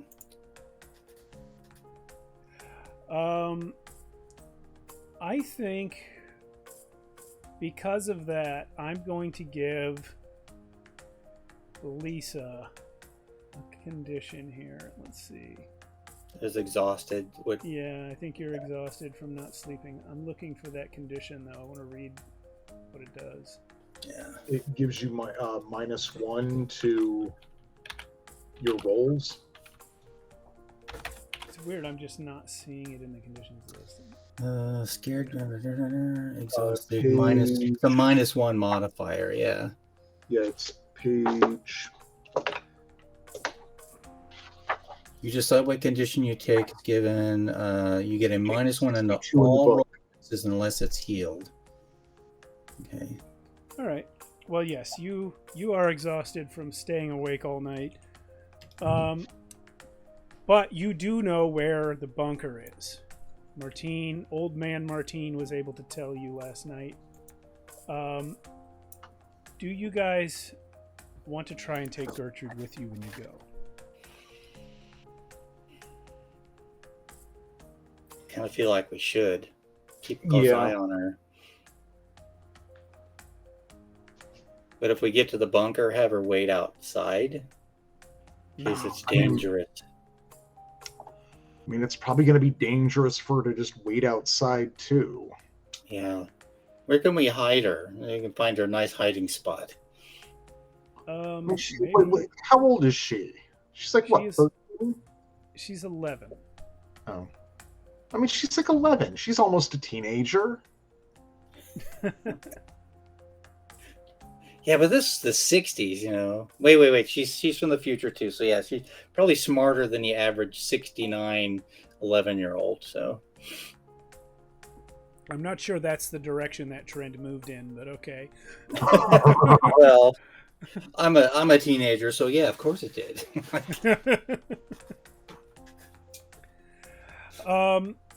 Yeah. Let me see something real quick. Close your eyes, guys. Gertrude, hide here for a minute. No peeking, right? This looks weird to the audience, sure. Yeah, no, I'm almost done. Sorry, I just had to. I'm hitting wrong keys on top of everything. All right, you may now look at the screen. Sorry about that. I just wanted to hide most of the map here. Yeah, you have an entrance. You guys have made it there. But my question for you is, what time of day do you go? Do you sneak out when you're supposed to be doing something else, or do you wait for free time? Well, considering like Mr. Hernandez has come looking for us each time. Yeah, I think we should, like, as much as I want to get here and do this, like, that guy has been on our butts. So maybe we should wait till free time, and then we can just go when he doesn't have cause to go sniffing around after our butts. But if he follows us here, we could break the loop. No. We'll go after free time. Yeah, on free time. It's a loop. That's true. It's certainly not the loop. That's a whole other thing. The whole other thing. I don't know if it'd be a good idea for Mr. Hernandez to get involved. So yeah, we should go after our required activities. Okay. Well, you guys get through some activities. There's see what you have today. Story time, reading aloud to the younger kids. One of you is going to have to do that. I've got a story for him. Yeah. I'll say whichever. Duffy, you are on cooking duty. For lunch, you have to help with lunch. Yeah, I'm good at cooking. Yeah. And then you guys also get up to let's see what some of the chores are here. Oh, learning how to make a fire. I'm good at that. And knot tying again. Knot tying's a daily thing. Oh my gosh. Yeah. Okay, I'm going to take knot tying just in case I have to tie someone up for real now. So after lunch, you guys do get a few minutes of free time. It's actually quite a bit after lunch. It's after lunch and then after the next activity. So like 3:30 in the afternoon is the fruit break out in nature, which sounds like a very summer camp sort of thing. But you guys are sort of on your own at that point.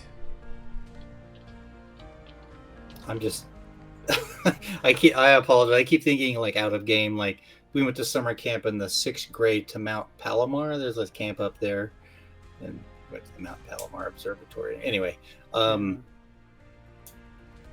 definitely didn't do some of these odd things. I never been to a summer camp. I don't know. I've been to a bunch of summer camp, and they literally, the last year I went to camp, my cabin got in trouble because our counselors actually went hiking with us. Okay. But not like scheduled hiking. We just kind of wandered off into the hills. Oops. And came back partway through dinner. Oh my gosh. Like we all been. I have no idea. why they thought that. I mean, I loved it. Like, I was into that kind of shit. I have no idea why my counselors thought that was gonna like fly. But you got in trouble for it? No, like the cabin, I think, got a little like, Reprimanded. A stern talking to. Yeah. Oh, goodness. All right. So, Duffy, let's sneak off during free time. Yeah. I learned some good knots today. Maybe if Nurse Johnson comes about, we could tie her up. I try and sneak some rope out with me. So. Okay. Yeah. So you guys are able to get away. Martine is watching you for a good chunk of the day, but by 3:30 he's on to something else. You guys are able to get away to the location that old man Martine told you about. Smelly old homeless Martine. Fully cuckoo at this point. And you find, behold, entrance. That's an interesting sign. It says entrance right there. No, it's like a metal storm door. It's got one of those like little twisty things like a pressure door in a sub. No, not like that. It's in a concrete foundation set into the side of a cliff here. Well, we're a long way away from home. They must do science experiments all over this area on Lake Mead. Who knows what they're getting up to in our time? Yeah, this looks like an old nuclear bunker. Let's see if it's unlocked. Yeah. Get it open. It does indeed open. It's not locked, which maybe is odd, but you guys are able to get in there. And you did say you were bringing Gertrude with you, right? Yeah, we're bringing Alice with us. Okay. Yeah, she is a little scared, but she is not a mess like she was yesterday. She is feeling a little emboldened by the trick she pulled with the pills and the fact that she has two friends. So,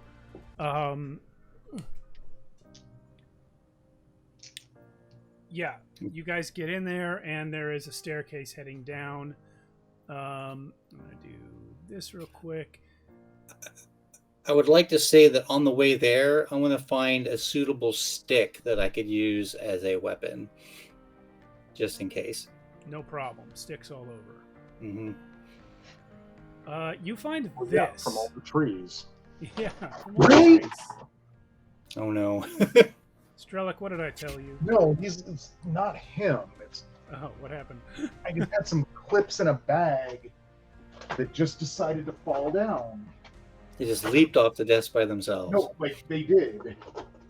Well, I've told you need to get an exorcist out there. Oh my gosh. I do need to get some exercise. This exercise. Yeah, Wow. so what do we see? This room with some stuff in it? Yeah, there's some bunk beds here. Sleeping quarters. This does seem to be a converted bunker, like an actual bomb shelter bunker. It actually says, as you go down the staircase, it actually has a DARPA logo painted on the wall. Good gracious. They've been in business a long time. Yeah. Wow. Okay. This is weird. We're gonna have to try and find this place again in the future, see if it's still here, if we can get it when we get home. Yeah. This would make a sweet hideout. It certainly would. Is there anyone in these sleeping quarters? At this time, no, but they do look like they. It looks like there are people who occupy this space recently. All you can tell is that the beds look like they've been used. Okay. There's nothing. But there's not like a layer of dust on them. Correct. There's not a layer of dust on them, and there's nothing stored in here in the way of clothes or anything. Cuckoo Hernandez could be staying in here, so Cuckoo, from what you saw of him, is probably living outside. And Yeah, he living didn't it rough. smell like he Okay. was living in here. Yeah. Yeah, we would smell him, I guess. You're right. This Yeah. place doesn't What's- smell like he did. At the far end of the room, what after the beds? What is that? That is 2 rows of lockers, north and south. They are empty. Okay. And unlocked. Yeah, they're open. They're just fully Okay. open. This looks like an abandoned DARPA facility, actually. Well, abandoned by DARPA, but perhaps commandeered by someone. Might find some cool shit down here. Are the lights on? You are able to turn the lights on. Lisa, do you think we should turn the lights on? Uh, What if that just alerts someone that we're here? yeah, I don't know about that. So, But hey, you know that I'm in my uncle, what's his name's body, and my uncle's apparently a smoker at this, young and, full of vitality age, and whoop, I've got one of his lighters. It's not going to be good light, but we can cut it off real easy, and maybe then we can sneak a little easier. yeah. Would we maybe have a flashlight with us? Possibly? Mr. GM? Loop Master?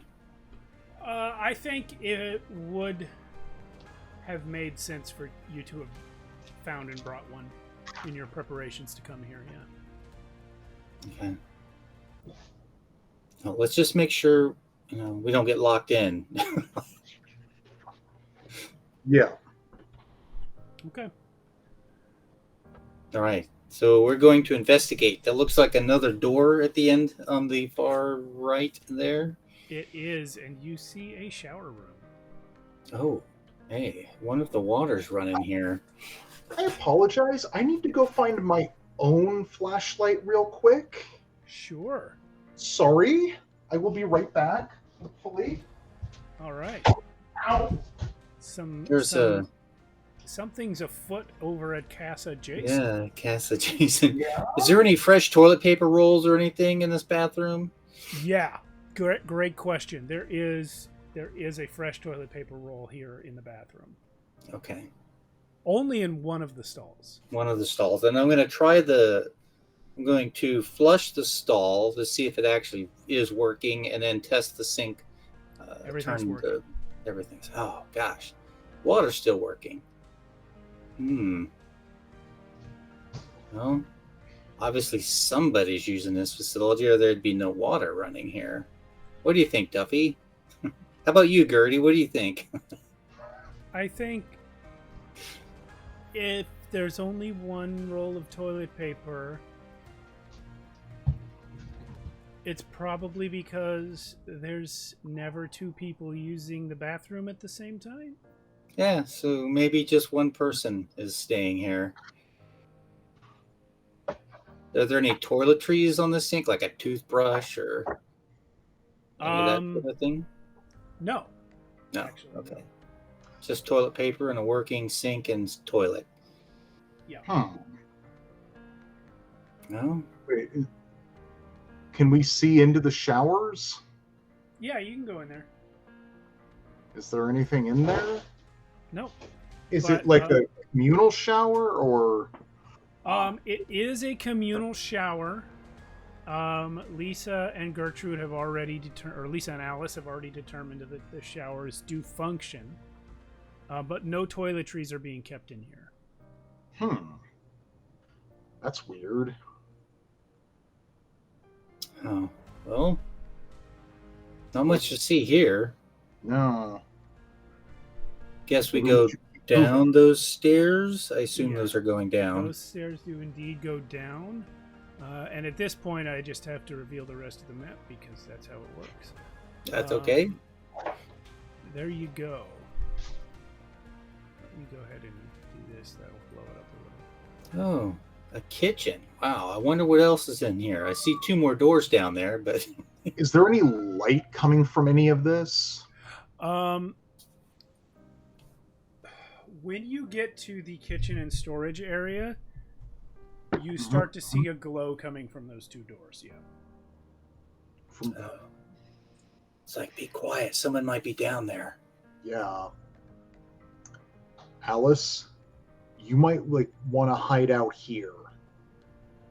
Okay, she's actually gonna do that. She's gonna wedge herself here in between this countertop and the stove. Okay. Yeah. She's small enough to get in there. All right, you wait right there. All right. You guys want control room or examination room first? Let's sneak up on the control room. Is there a window in the door? Yes. Roll me a. Roll me a.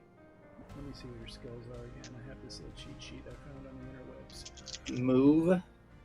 Well, I was gonna say investigate. Investigate. Okay. Peek. I'm not very good at investigating. Well, whoever. I was actually addressing Jason because he asked about the window in the door. Look. Yeah. All right. Let's investigate.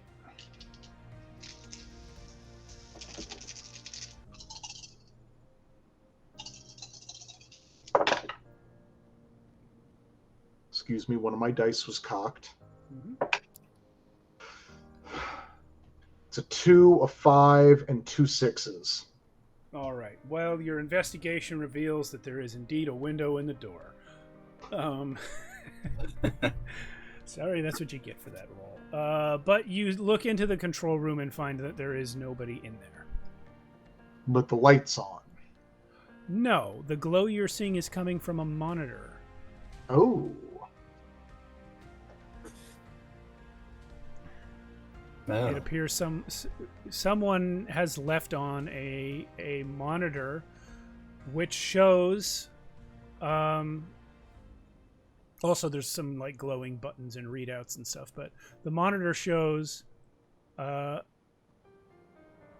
looks like the room that you remember from your dream. Do I see anything else in the room? There's no on the monitor. There's no people in the room. No, in this room. In the control room. A number of papers and a locked cabinet.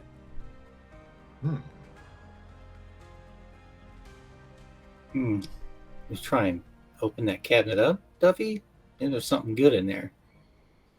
Look at the size of that CRT monitor, though. Good Lord.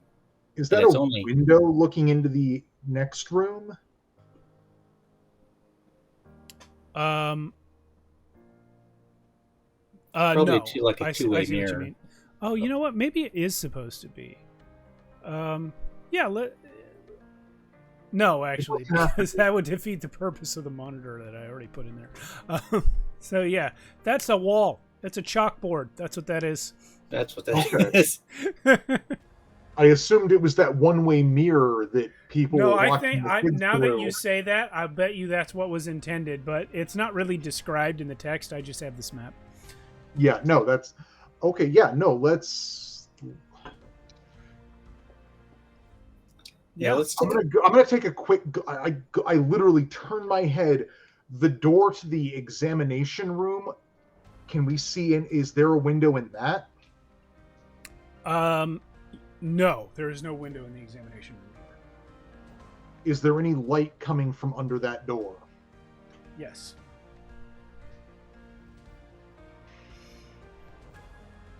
Yeah, let's try and sneak into the control room and get a look at this monitor.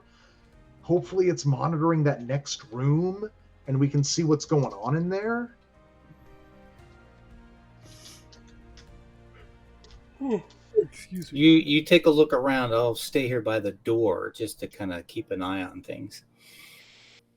Well, why don't you stay inside the door and look and peek out through it. Because then it'll maybe be easier to hide. Yeah, I'm still worried because Alice is out there. You think we should call her in with us? Or do you think she's safer out there? Gosh, let me go get her. I'd hate to close the door with us inside and not have her being that far apart from her.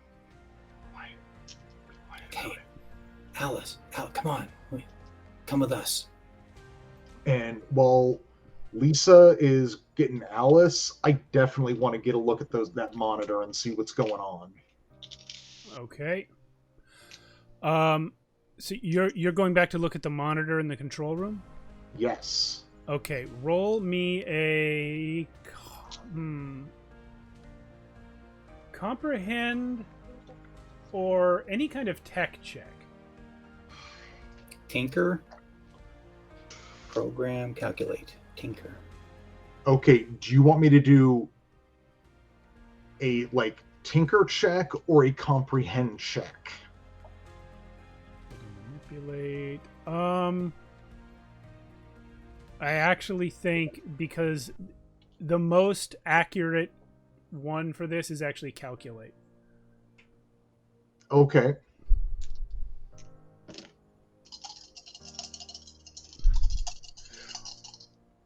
So at this point, all I want to do is look at the monitor.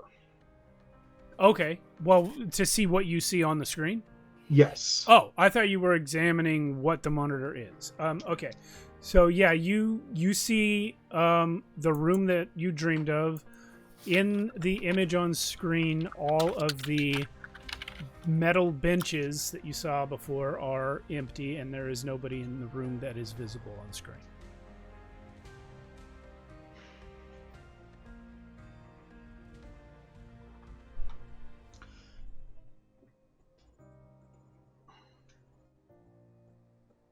If you want to know information beyond what's on the screen, then you can have the calculate check.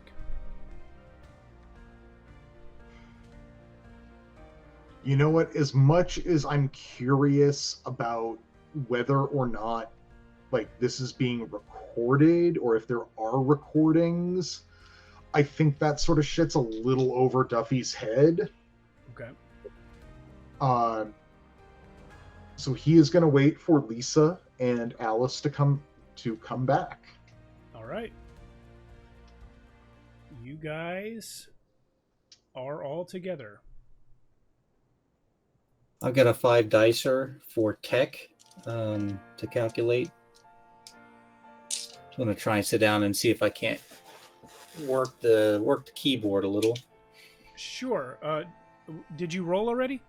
I have not yet, no. Okay, yeah, you can go ahead and roll it. All right, so straight tech is 5 because I have no ranks in actual calculate. So straight tech is 5 dice.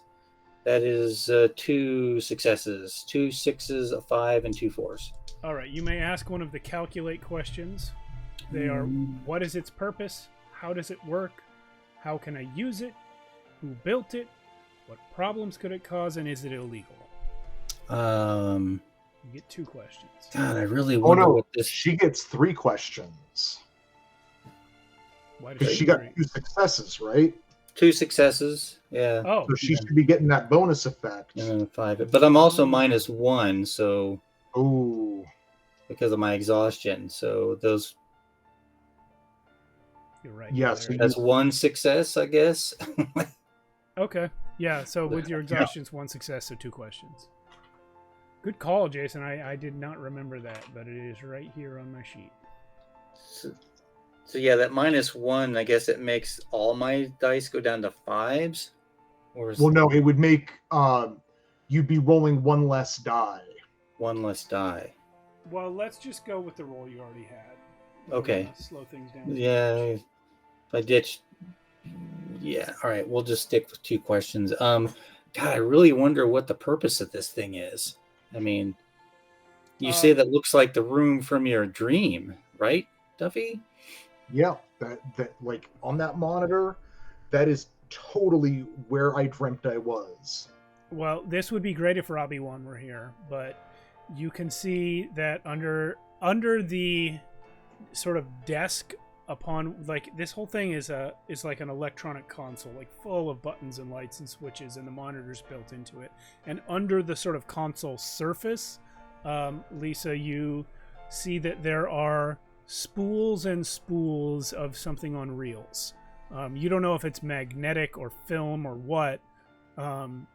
Some technology that was probably rare and expensive in 1969, but this monitor is almost certainly showing a recording. Gosh. It's pre-VHS tape technology. It's pre-Betamax technology, but it's a recording. Yeah. They still had digital video record. They did have video recording way back then, but they were it was the whole thing. Super huge. But you have also noticed that so that's its purpose.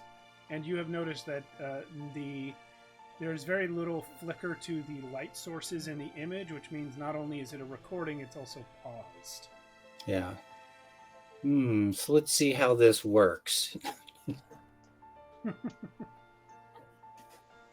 I think you have another question. I think she just asked it. Yeah, how does it work? Yeah. Oh, how does it work? Yeah, there's an array of controls that you can't determine what the entire console does, but as far as playing back the recording, the controls are very easy. They're basically standard play, pause, rewind, fast forward buttons. Okay, so we'll watch some of the tape.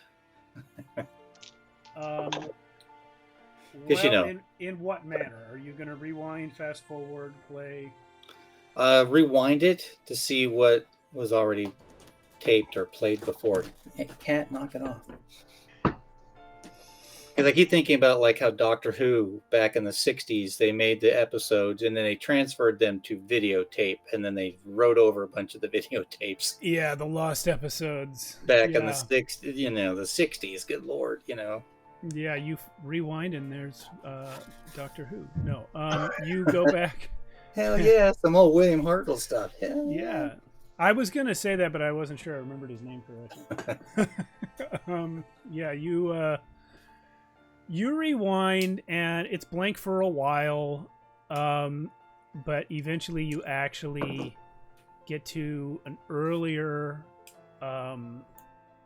image.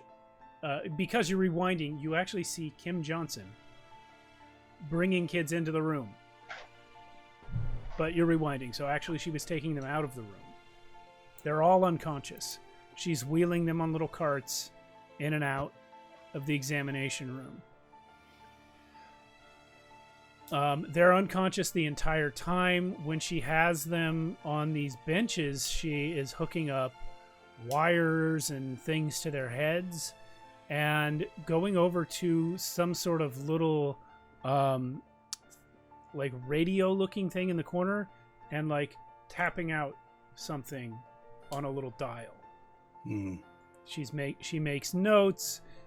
She has a machine in there that she activates and plays with switches and dials on it. She seems very frustrated before she takes the kids out of the room at the end. Oh. And clearly, with the video being paused when you found it, it is clearly the case that she also watched back this video of herself. Or someone did. But it seems like it's her here. Okay. Gertrude's observation that a single roll of toilet paper means nobody uses the other stall.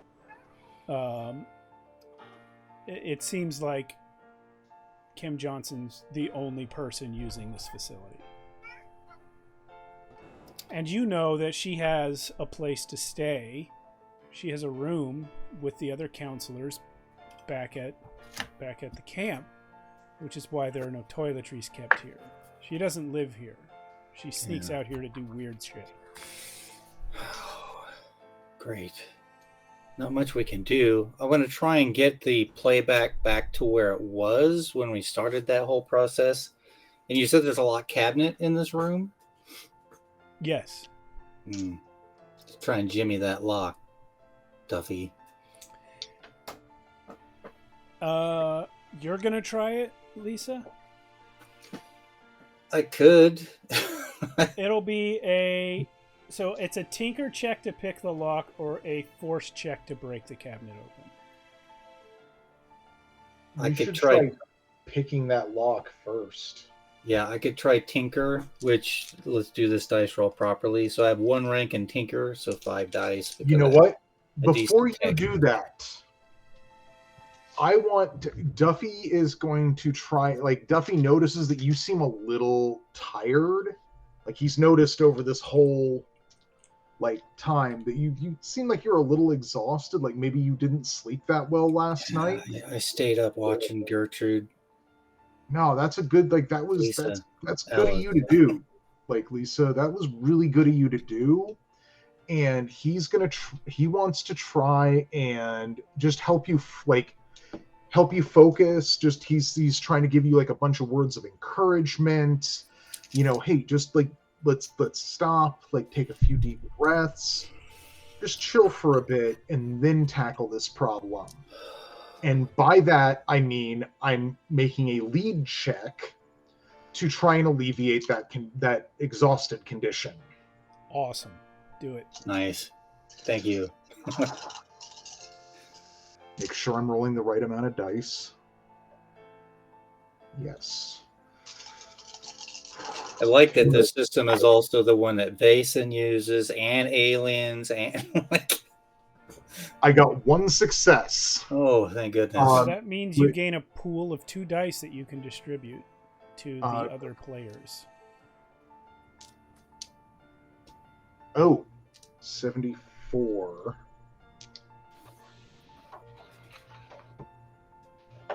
So I don't lose that again. Okay. So it says gain a pool of, I'm not reading out of the book, I'm reading off this cheat sheet, but it says gain a pool of 2 dice per success that can be distributed to other kids in future scenes. Oh. So you got 1 success, which means you can give 2 dice to Lisa. But it also says if you spend time privately with another kid, giving her advice and comfort, you may heal one of her conditions. You roll to overcome trouble, and if you succeed, the condition is healed. What's the page you're reading from? 74. It's actually after the It's leading under the other chart, kids. Oh, yeah. There.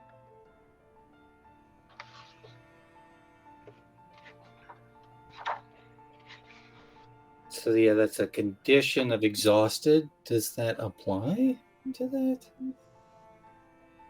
I mean, it just says that I am able to. Yeah, so you roll to overcome trouble. I guess it is your decision whether you want to clear the condition or have that dice pool to give her. I'd honestly rather clear the condition. Okay. Just because then she's got all her dice going forward. Okay, because on page 75 it has the bonus effects of that says heal an additional condition or heal one of your own. So, all right, well I will tinker with that lock with a full 6 dice then. Great. Thank you, Duffy. I was really feeling kind of tired and down. You've made me feel a little bit better about myself. That I'm just so tired. I'm not good for much, but sometimes I can be encouraging. Woohoo, there's 2 6s, 2 4s, a 3, and a 2. So 2 6s. Click, that thing pops open. Inside are all of Kim Johnson's handwritten notes.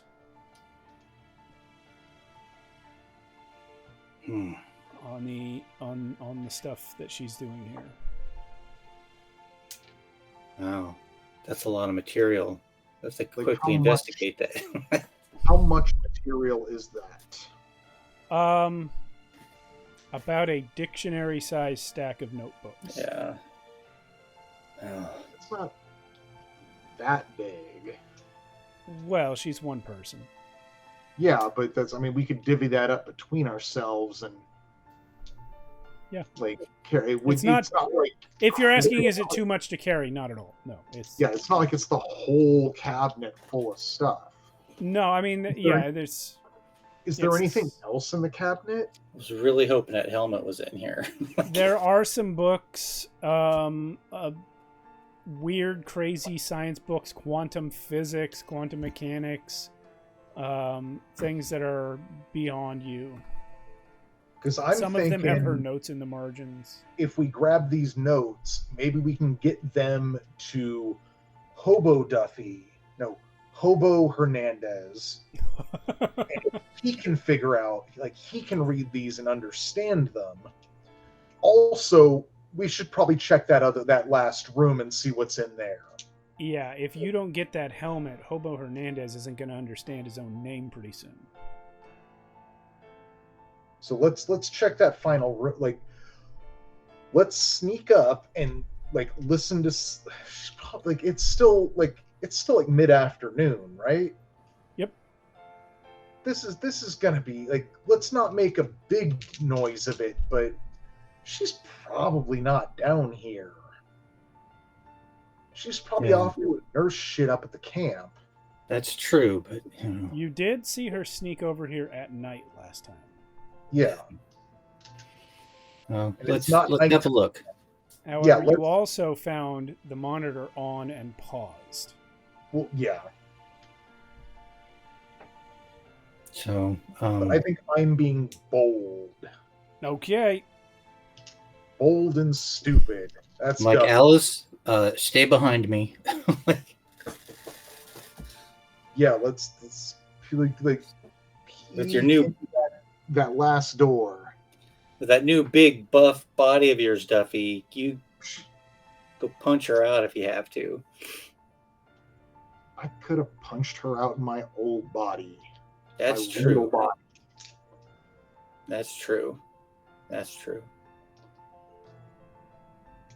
Okay, you're opening the door? I am. Yeah, like just a little bit. I just want to peek in and see if anyone's in there.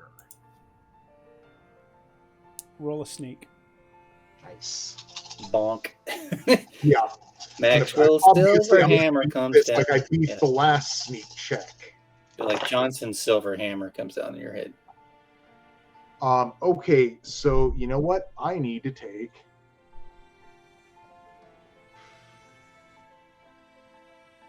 I think I am actually feeling a little freaked out over all this. Scared, Duffy. Yeah.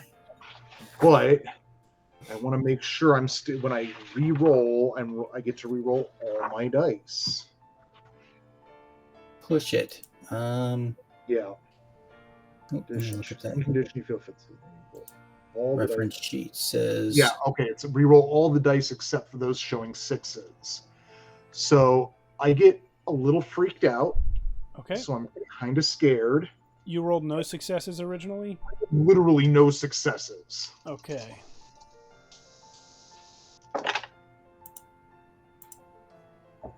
One success.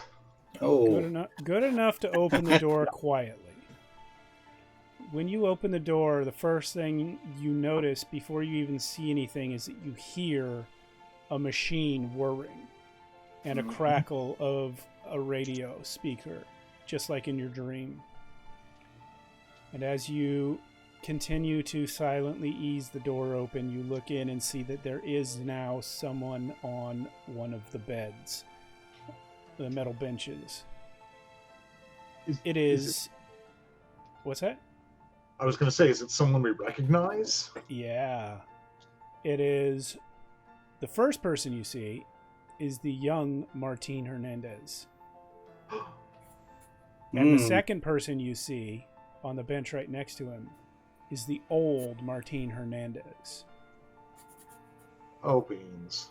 And the third person you see, with her back to you, sitting over at the other end of the room, tapping away on that little Morse code thingy into the radio, is Nurse Kim Johnson. Oh, butts. Yeah.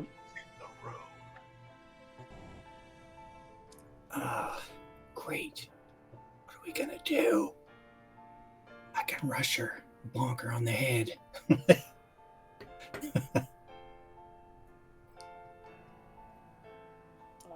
when you whisper, she stops and then keeps going.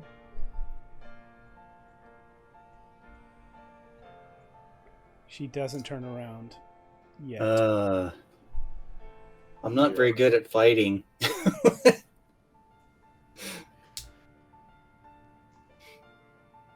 How are we going to stop her? Player talk. What are we going to do? I'm right now genuinely considering just busting in and going, hey, what are you doing to those guys? I got you red-handed. You need to help us out. So, right. Duffy, you have the option right now to ease the door closed again so you can have this conversation. Sorry. Yeah. Someone needed attention. Your sneak check was high enough to at least determine that the door doesn't squeak. So Yeah. you have the option now to close it again before she notices. Yeah, I will silently shut the door and motion everyone else to get back.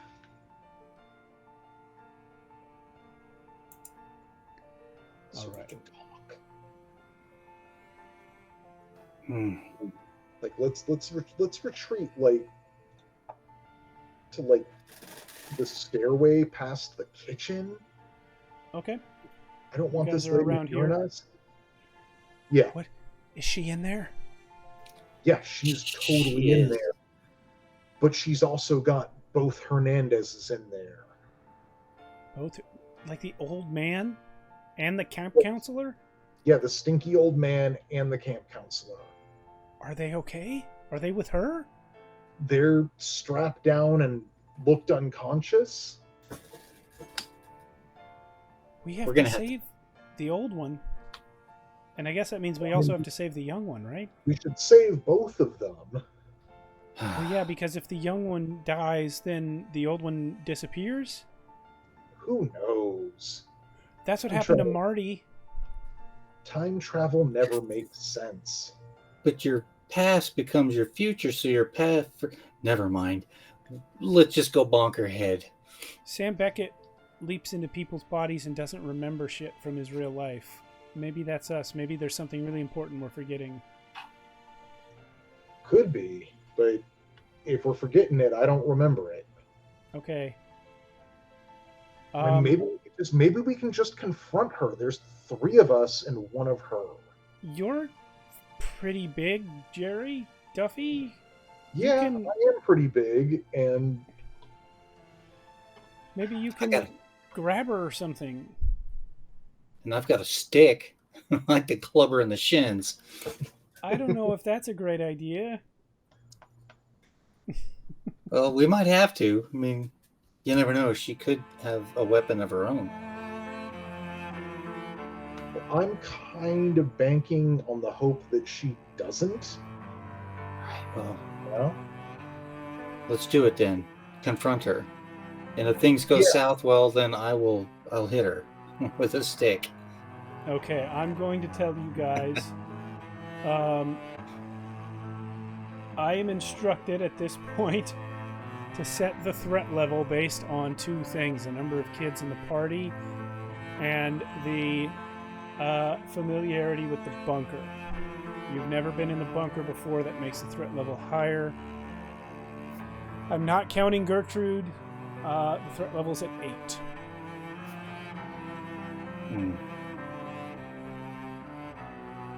You big guy. Yay. What does threat level mean? Yeah, I was like, I need to look. That's not on my player sheet. I believe the threat level is the number of successes required to do stuff. Threat level equals 3 times the number of kids. Threat level equals 3 times the number of kids. Revenge. 4 times. Alright, where's the actual rule? Suddenly, the threat. Typical trouble with threat. Nope. threat level. Game Master declares a total level 3, yada yada. Do not use NPC special abilities. Yeah, so it's the total number of successes. It doesn't mean you have Page to get 70, 8 yeah. in one roll. It Yeah. means you have to rack up 8 successes over the course of the scene. Okay. Okay. Sweet. All Okay. right. That's what I was looking for. Yeah, if you guys have been rolling 1 and 2 successes, it would be impossible to get 8 successes in a roll. Yeah. I don't no. So You're not- I guess I we really- are now at. So what? I'm looking at page 70 and 71 here in the book. Yeah. And I think I'm just going to follow the steps as listed. Set the stakes. The stakes are you got to save old man Martin Hernandez and get him the helmet so that he can figure out how to get you home. Those are the stakes. The threat level, as I said, is 8. So you need to rack up 8 successes. And then it's up to you guys to make a plan.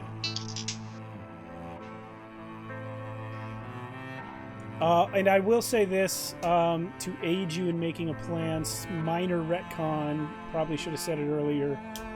Duffy, when you looked in that examination room, you did see the helmet sitting on the desk in front of Kim. Okay.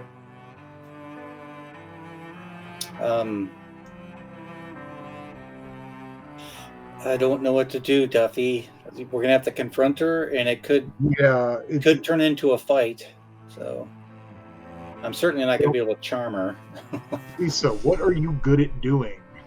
Well, tech stuff. I have a 5 in tech, and 1 in tinker, so 6 is the best I can do in tech skills. What else are you good at? My body and move is at 5 total, and my empathize with mind is at a 5. And charm, I can sort of charm somebody. That's like 6 dice outside of.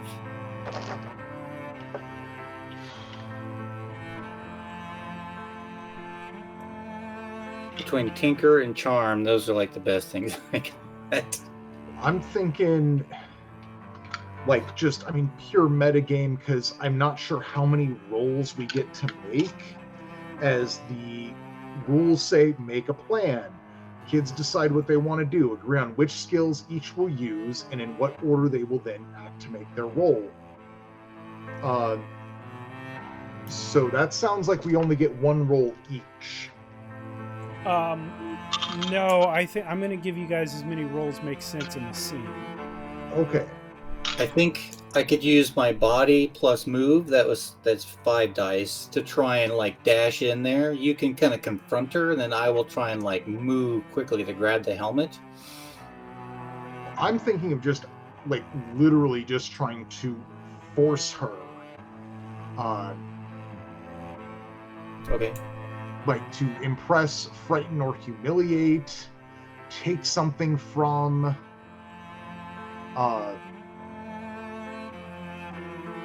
yeah, You can do it. yeah, I hope. Like, Sound I'm of thinking character. we can bust in like, I can snatch and Like, grab if we can necessary. bust in. I can make a dash to when I looked in the room, was the helmet near her? Yes. Did It she was she in front of holding her. it? She wasn't holding it. She was sitting there It's doing on the desk in front tapping, of her? but it was on the desk in front of her where she was sitting.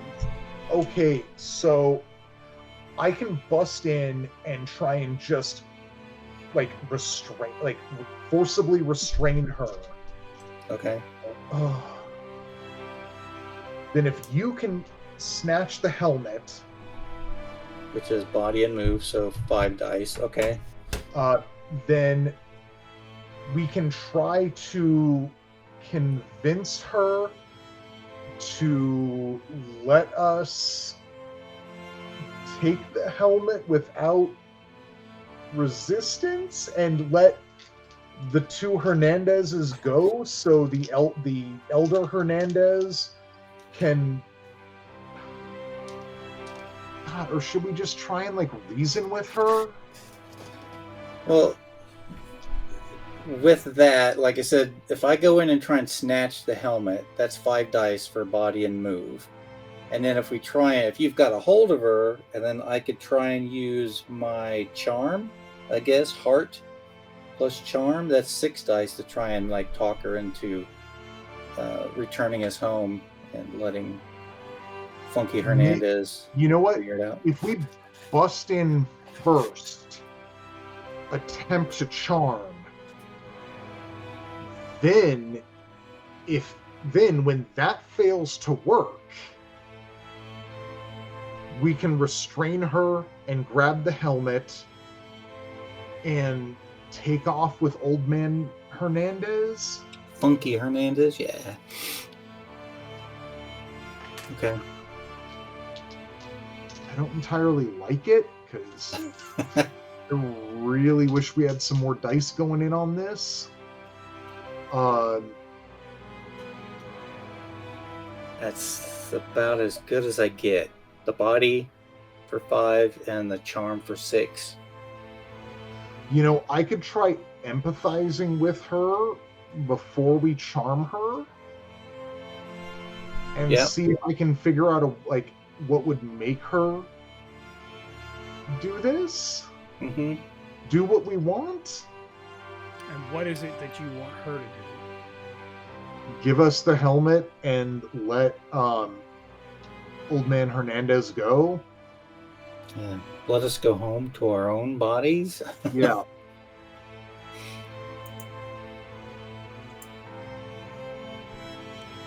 I will also suggest this to you guys. You have this whole bunker at your disposal. Is there anything in the way of tools or other objects of assistance that you'd like to search for? Well, I thought about looking for a knife in the kitchen earlier. Would be more threatening than just a stick. Yeah. Yeah, there's a knife for sure. This does have a bunch of dust on it, like it hasn't been used in forever. Mm-hmm. There is a yeah, knife. but a pointy knife is still a pointy knife. Yeah, it doesn't get bad from dust. Yeah. Well, I mean, it can get like shitty, but yeah, you still don't want it. That means you want to get stabbed by it less. Yeah. You don't want tetanus as a weapon, it doesn't get bad from dust. As a cooking utensil, it does. All right. Yeah. How about I take that knife?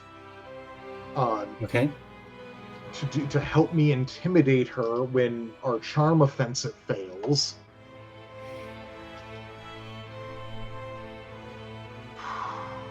And then Is there anything else we can use to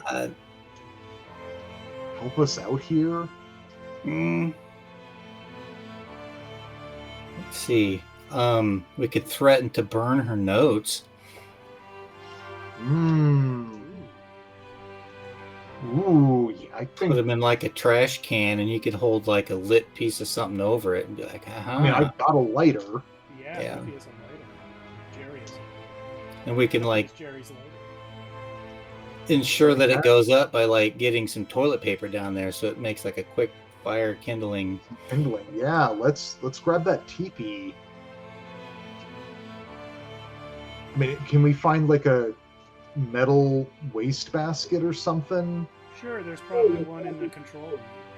Yeah, let's just, dump it out. Dump it out. Let's grab the toilet paper from the toilets, or from the toilet. But we want her to see us put this in, so that she doesn't think we're bluffing. And you said there were several different notebooks, right? We could already have like a bunch of them in there and be holding like one and like.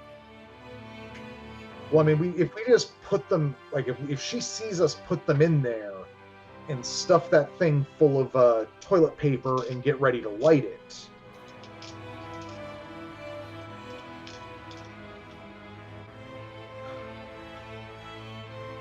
Sounds good. Yeah. Let's go with that.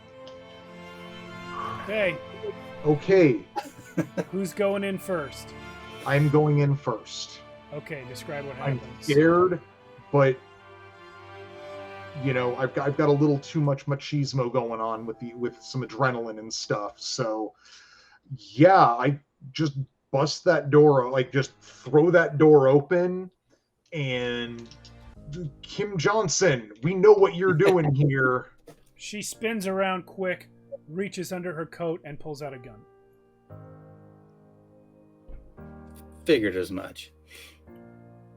I didn't expect that, but you don't want to shoot us, and just take that stack of that dictionary like stack of fucking notebooks. You want these, right? You don't want to lose these. You're right. I don't. Click.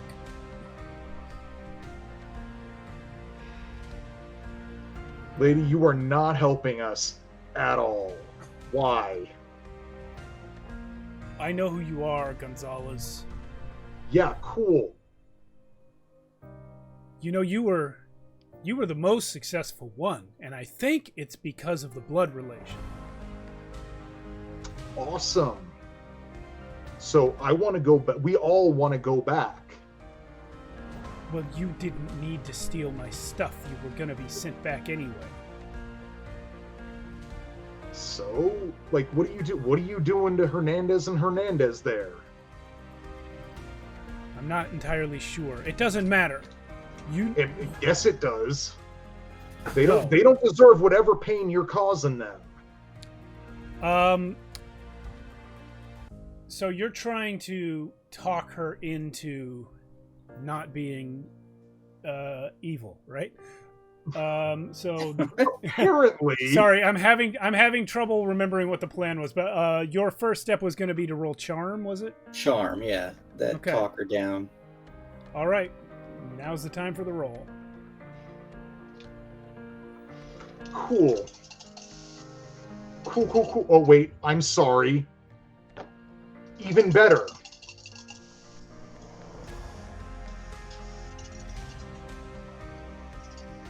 Here it comes. Oh, one went on the floor. Literally no successes. Oh, gracious. Cool. I'm gonna keep that tracker at 0. Okay, no successes. She says, You keep saying we. I take it you have Donna and Gertrude with you? Or Lisa and Alice? Gonna lean my head in. Yeah, hi. Listen, Hi, Nurse Johnson.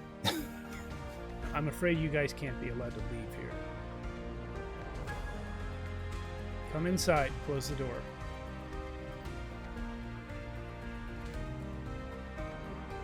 Why are you doing this? I mean, really, what's the point of this? What's the point of discovering time travel? Are Well, you serious? I am serious because you're hurting people in the process. Is that ethical? Well, if they hadn't pulled my funding, I'd have more people and maybe we could do this in a different way. But the fact of the matter is, I have invented something that's going to change the way the world works. Can I try and talk her down with some charm now, or is that? Sure. Are we past that point? No, Like, you can try as well. Duffy Like, goofed it, but that doesn't mean you Yeah. can try. I Duffy wasn't supposed to be the one charming anyone. really So think not good that at you're that. the idea that you're like doing this to children, especially poor Alice Gertrude. She's only 11 years old. Maybe you should think more along the lines of 2 successes, a 5, and a 1. Like, 2 successes. that's 2 Okay, successes. great. Okay. That gets you closer. You haven't convinced her not to, but you see for a second she kind of frowns and looks over at the 2 Martines. She says, you know, we started with children because we thought the minds would be more flexible, and also after the experiment no one would believe them. But you weren't supposed to wake up. That's the problem. You weren't supposed to wake up during the during the transfer. You were supposed to be unconscious here and go back still unconscious. That was what was supposed to happen. But you 3 didn't go back. and this is day 3 of this business. Yeah. Well, I tried to send you back the first night, but your brains are too stubborn, and I don't know why. And I also don't know how this happened. She points over at... And what you guys are starting to sense from her is she has gone from ordering you what to do to kind of having something of a very angry conversation with you. I'm gonna try and But yeah, empathize she with doesn't... What she's saying, she doesn't know how... You know, she's been transferring minds, but there's two Martin Hernandez's here, and that's what she doesn't get. Well, that one's not even fucking from around. Like, are the elder Hernandez, is he Hernandez or is he Hernandez in somebody else's body? He is Hernandez in Hernandez's... Well, he is in Hernandez's body, is what you see. He is old man Martin Hernandez, for sure. You would not... I mean, it's not the kind of thing you would assume if you just met him, but because you know this happens now, those are the same guy.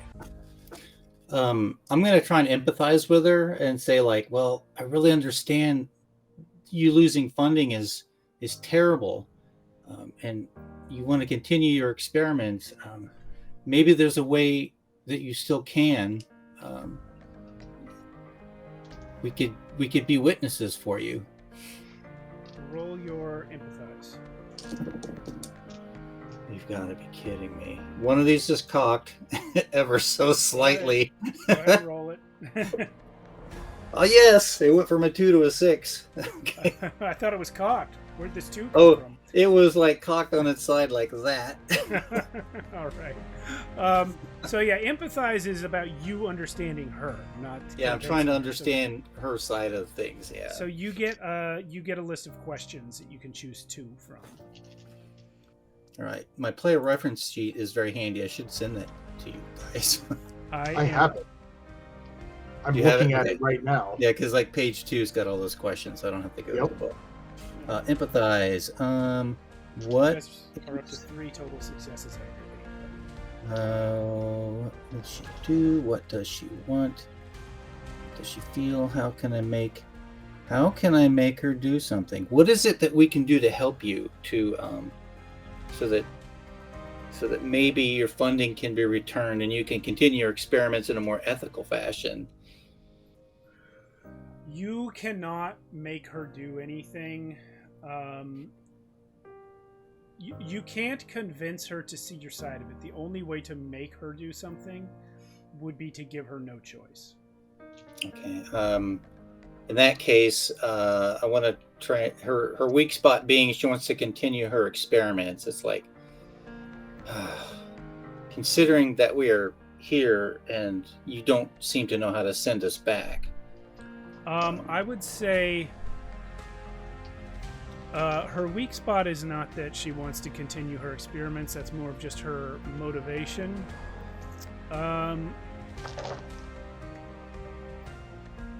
So that's what she wants. That's her weak spot is... I'm trying to figure out what her weak spot would be in this situation right here.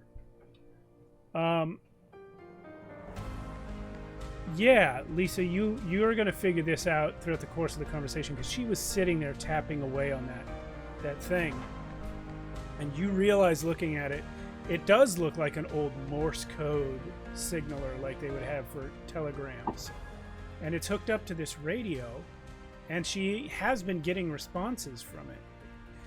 You realize that her weak spot is there's only one of her here.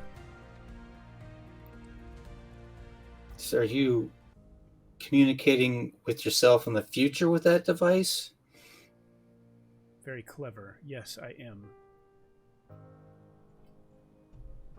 That's actually pretty amazing. I'm impressed.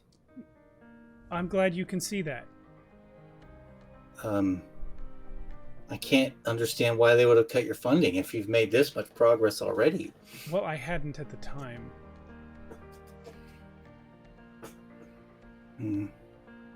So what is it you'd like to do now? I mean, at this point. You're asking her what she wants to do. She wants. What will she do? Yeah, that's the question on the list. Oh yeah. Well, your 2 questions are used up, but two. I'm going for a third. Yeah, you already asked how do I make her do something and what's her weak spot, but Yeah. she is. She just tells you again that you can't be allowed to leave here, and then she gestures towards the benches, the bed things, metal bench things. Get down, lay down. Well, wait a second. Fuck this! I'm pretty handy. I fling the fucking metal waste bin at her gun hand. Hell yeah! Give me a force. I was just gonna like offer up my tech assistance, but go for it. No, she was going to make you strap each other down, And as you do that, I'm going to move 3 to successes. I'm going to move to grab the. I'm going to move to grab the helmet. Okay, Also. 3 successes gets you to 6 out of 8. Lisa, she is distracted. The gun is knocked out of her hands. You have your opportunity to run for that helmet. I grab for the helmet. And while she moves to grab the helmet, I just want to drop those fucking notebooks and dive for the gun. Okay, Lisa, I take it no successes on the helmet grab. Yeah, the highest I got were 2 5s. Yeah. All right. But I think I'll push myself for an injury. Okay. To do that. Okay. Great. In an injured state, I have another cocked dice. Nope. All right. All right. You're injured. I was better on that first roll, so now I've taken on an injury. Okay. You step weird as the trash can flies across the room and the gun goes clattering and Duffy throws books everywhere and then you sprain your ankle. Sprained my ankle. Sounds right. Duffy dive for the gun. Move. Yeah, move. Body move. 1 success. You're up to 7 and you've got a gun. Okay, cool. Yeah, I pointed at her. Don't move, please. Old man Martine says, "Let me out. Let me out." Alice, please let him out. She unstraps him. He And, looks around. Keeping that pistol pointed at Kim. He goes over to the helmet, which you see, it does look like a bicycle helmet, but it actually, now that you can see the younger version of it, you realize it's not actually a bicycle helmet. It's just kind of shaped like one. It's missing some of the later sort of attachments and adjustments that were on it in 1988. But old man Martine picks it up, puts it on his head, and you see he takes a deep breath as he powers it on and goes,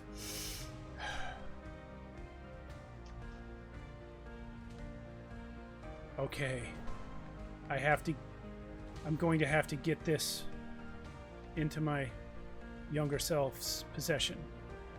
But first, I can send you home."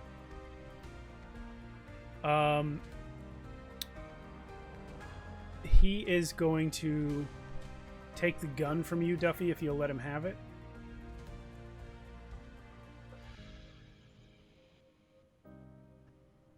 If you're not going to let him have it, he's not going to fight you for it. He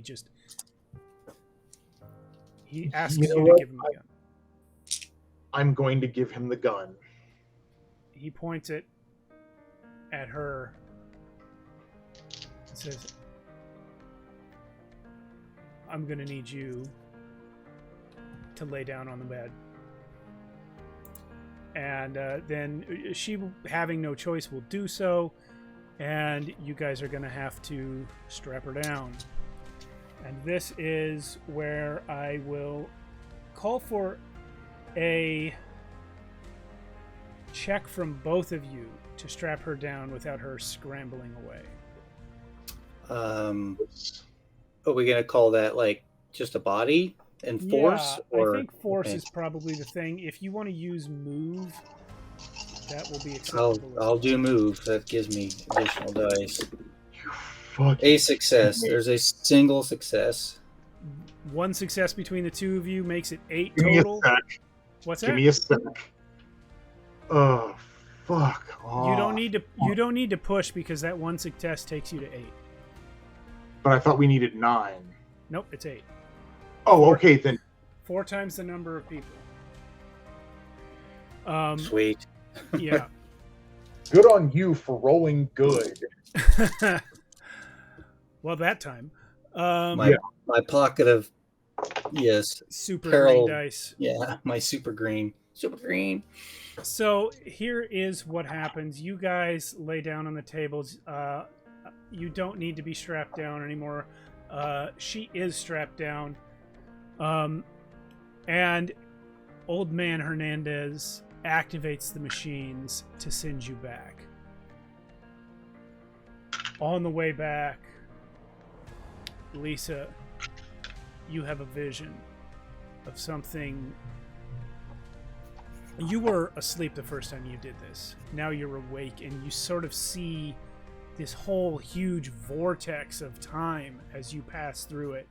And you see... It's like you're suddenly jerked out of this body that you've borrowed. You're lying on a cold metal floor in a cave or a chamber somewhere, and you see a tall, ash-gray tree filled with blinking lamps and cords stretching up towards the ceiling. The air is crackling, and the smell of ozone is everywhere in your nostrils. There's a large silvery soap bubbles that fill the air. Mm.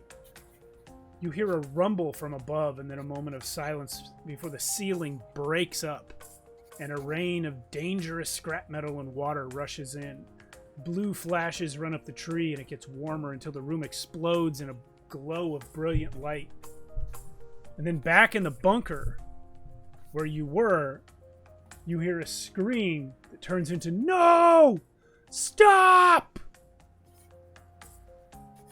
And the young teacher, Martin, the camp counselor, Martin Hernandez, shakes out of his straps. And his eyes sweep over the room, and he goes, in a completely different manner and a different tone of voice than what you've heard from him recently. "Where am I? Here? This? I must stop everything." And then he tries to get out of bed and faints. And that's the end of your vision before the two of you and Gertrude all wake up back in 1989 on these same metal beds. There are these black-clad agents standing on the other side of the entrance, and you can see that they're talking very seriously to somebody, but you can't see who. They look worried. And you hear them saying, "This experiment is to end immediately." Over the next coming weeks, you guys are, questioned by these guys in black, and then eventually return to your families with strict instructions to keep the incident quiet.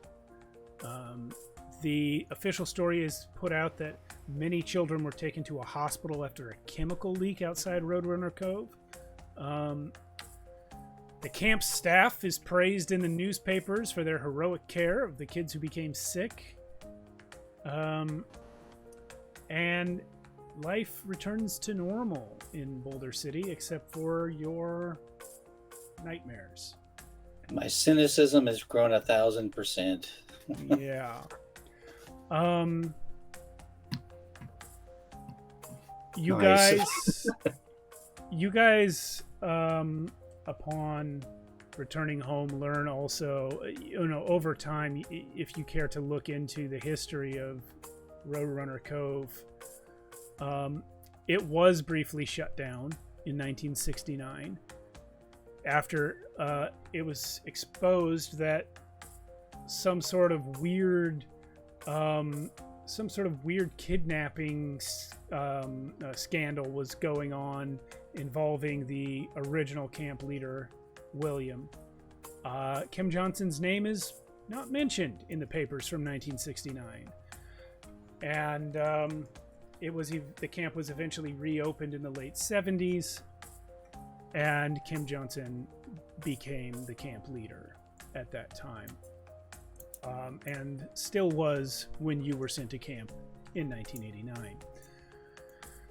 You also find out that Martin Hernandez suffered a mental break while serving as camp counselor in 1969, that he became unable to remember his own name, began referring to himself in the third person on occasion, and was committed to a mental institution where he stayed for many years until he was eventually released, and he became a math teacher. I have more sympathy for him now. Yeah. It turns out that one of the things that seemed to help him stabilize was when he was given back his possessions, which were taken into custody of the mental institution when he was committed. In his possessions was a backpack which contained, among other things, a very odd bicycle helmet. Uh-huh. So that is what you have learned. Now, typically in this game, we are to play out a lot of home scenes. We usually, because of the nature of our show, skip those. It's 3 hours. We just don't have time for all that crap.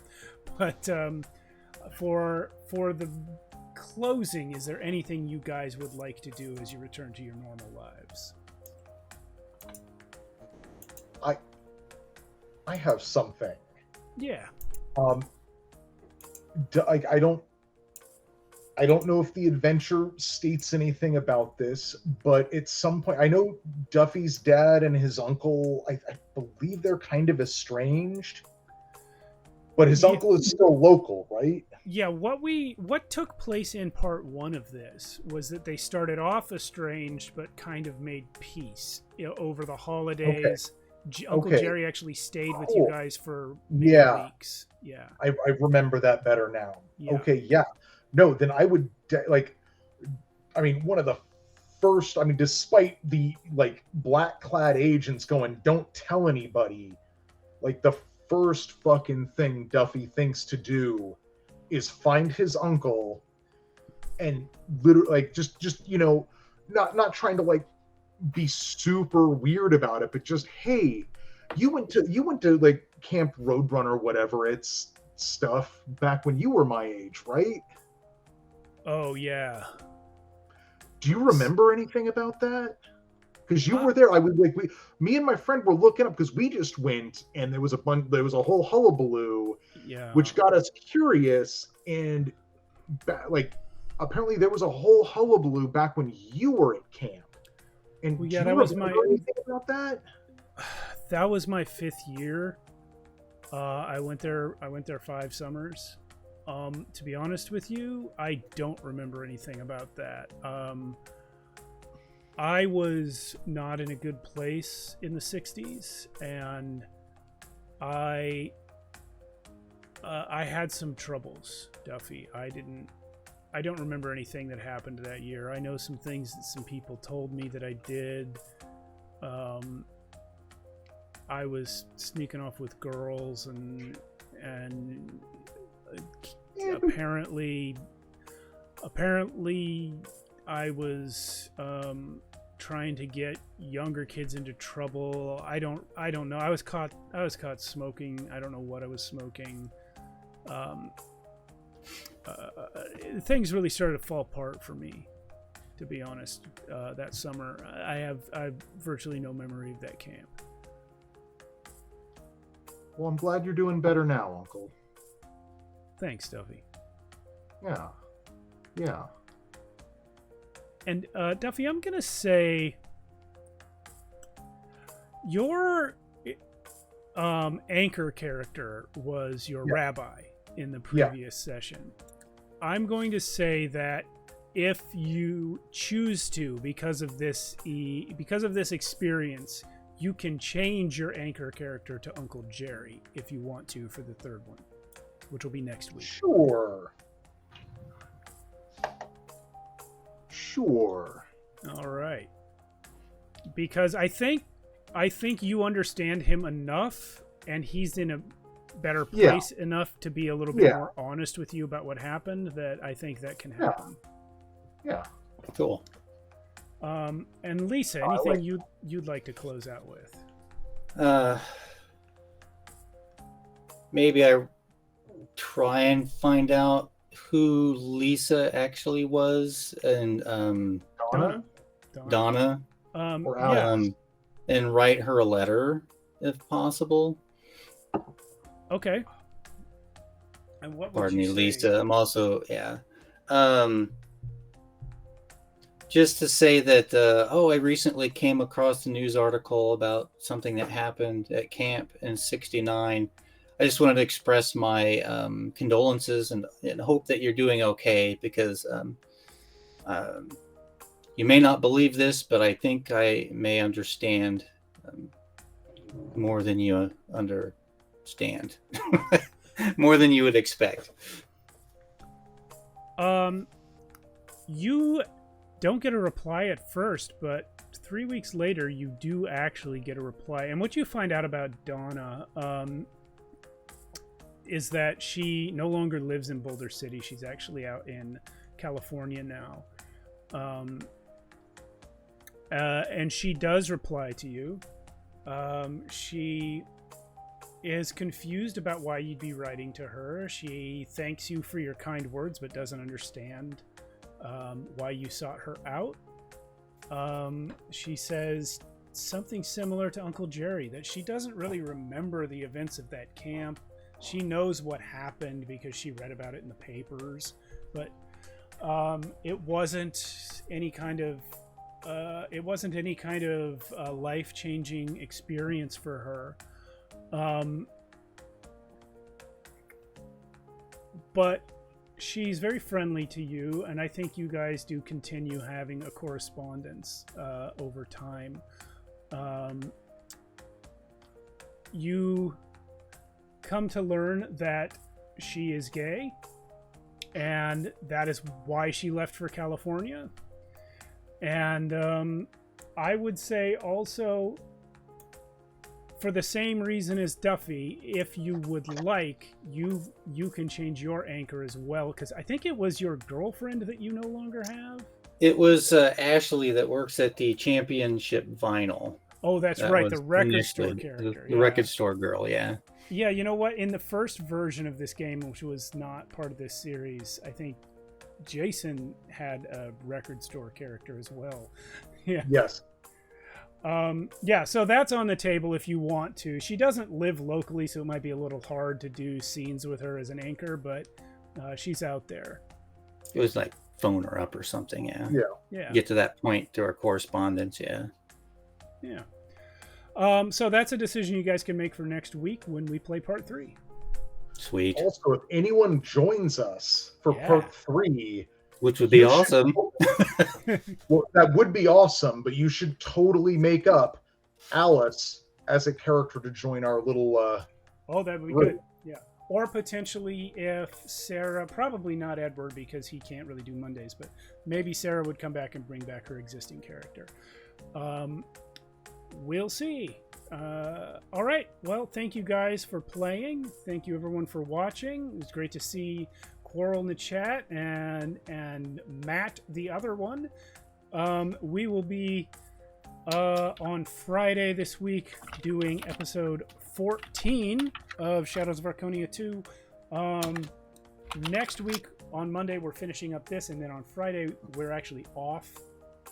And then the following Monday we're back with Vieja Escuela Pulp, and on that Friday we'll be doing Cities Without Number. So thank you everyone for watching, and I'll see you in the future. Cool, right? Thanks everybody, bye. All right.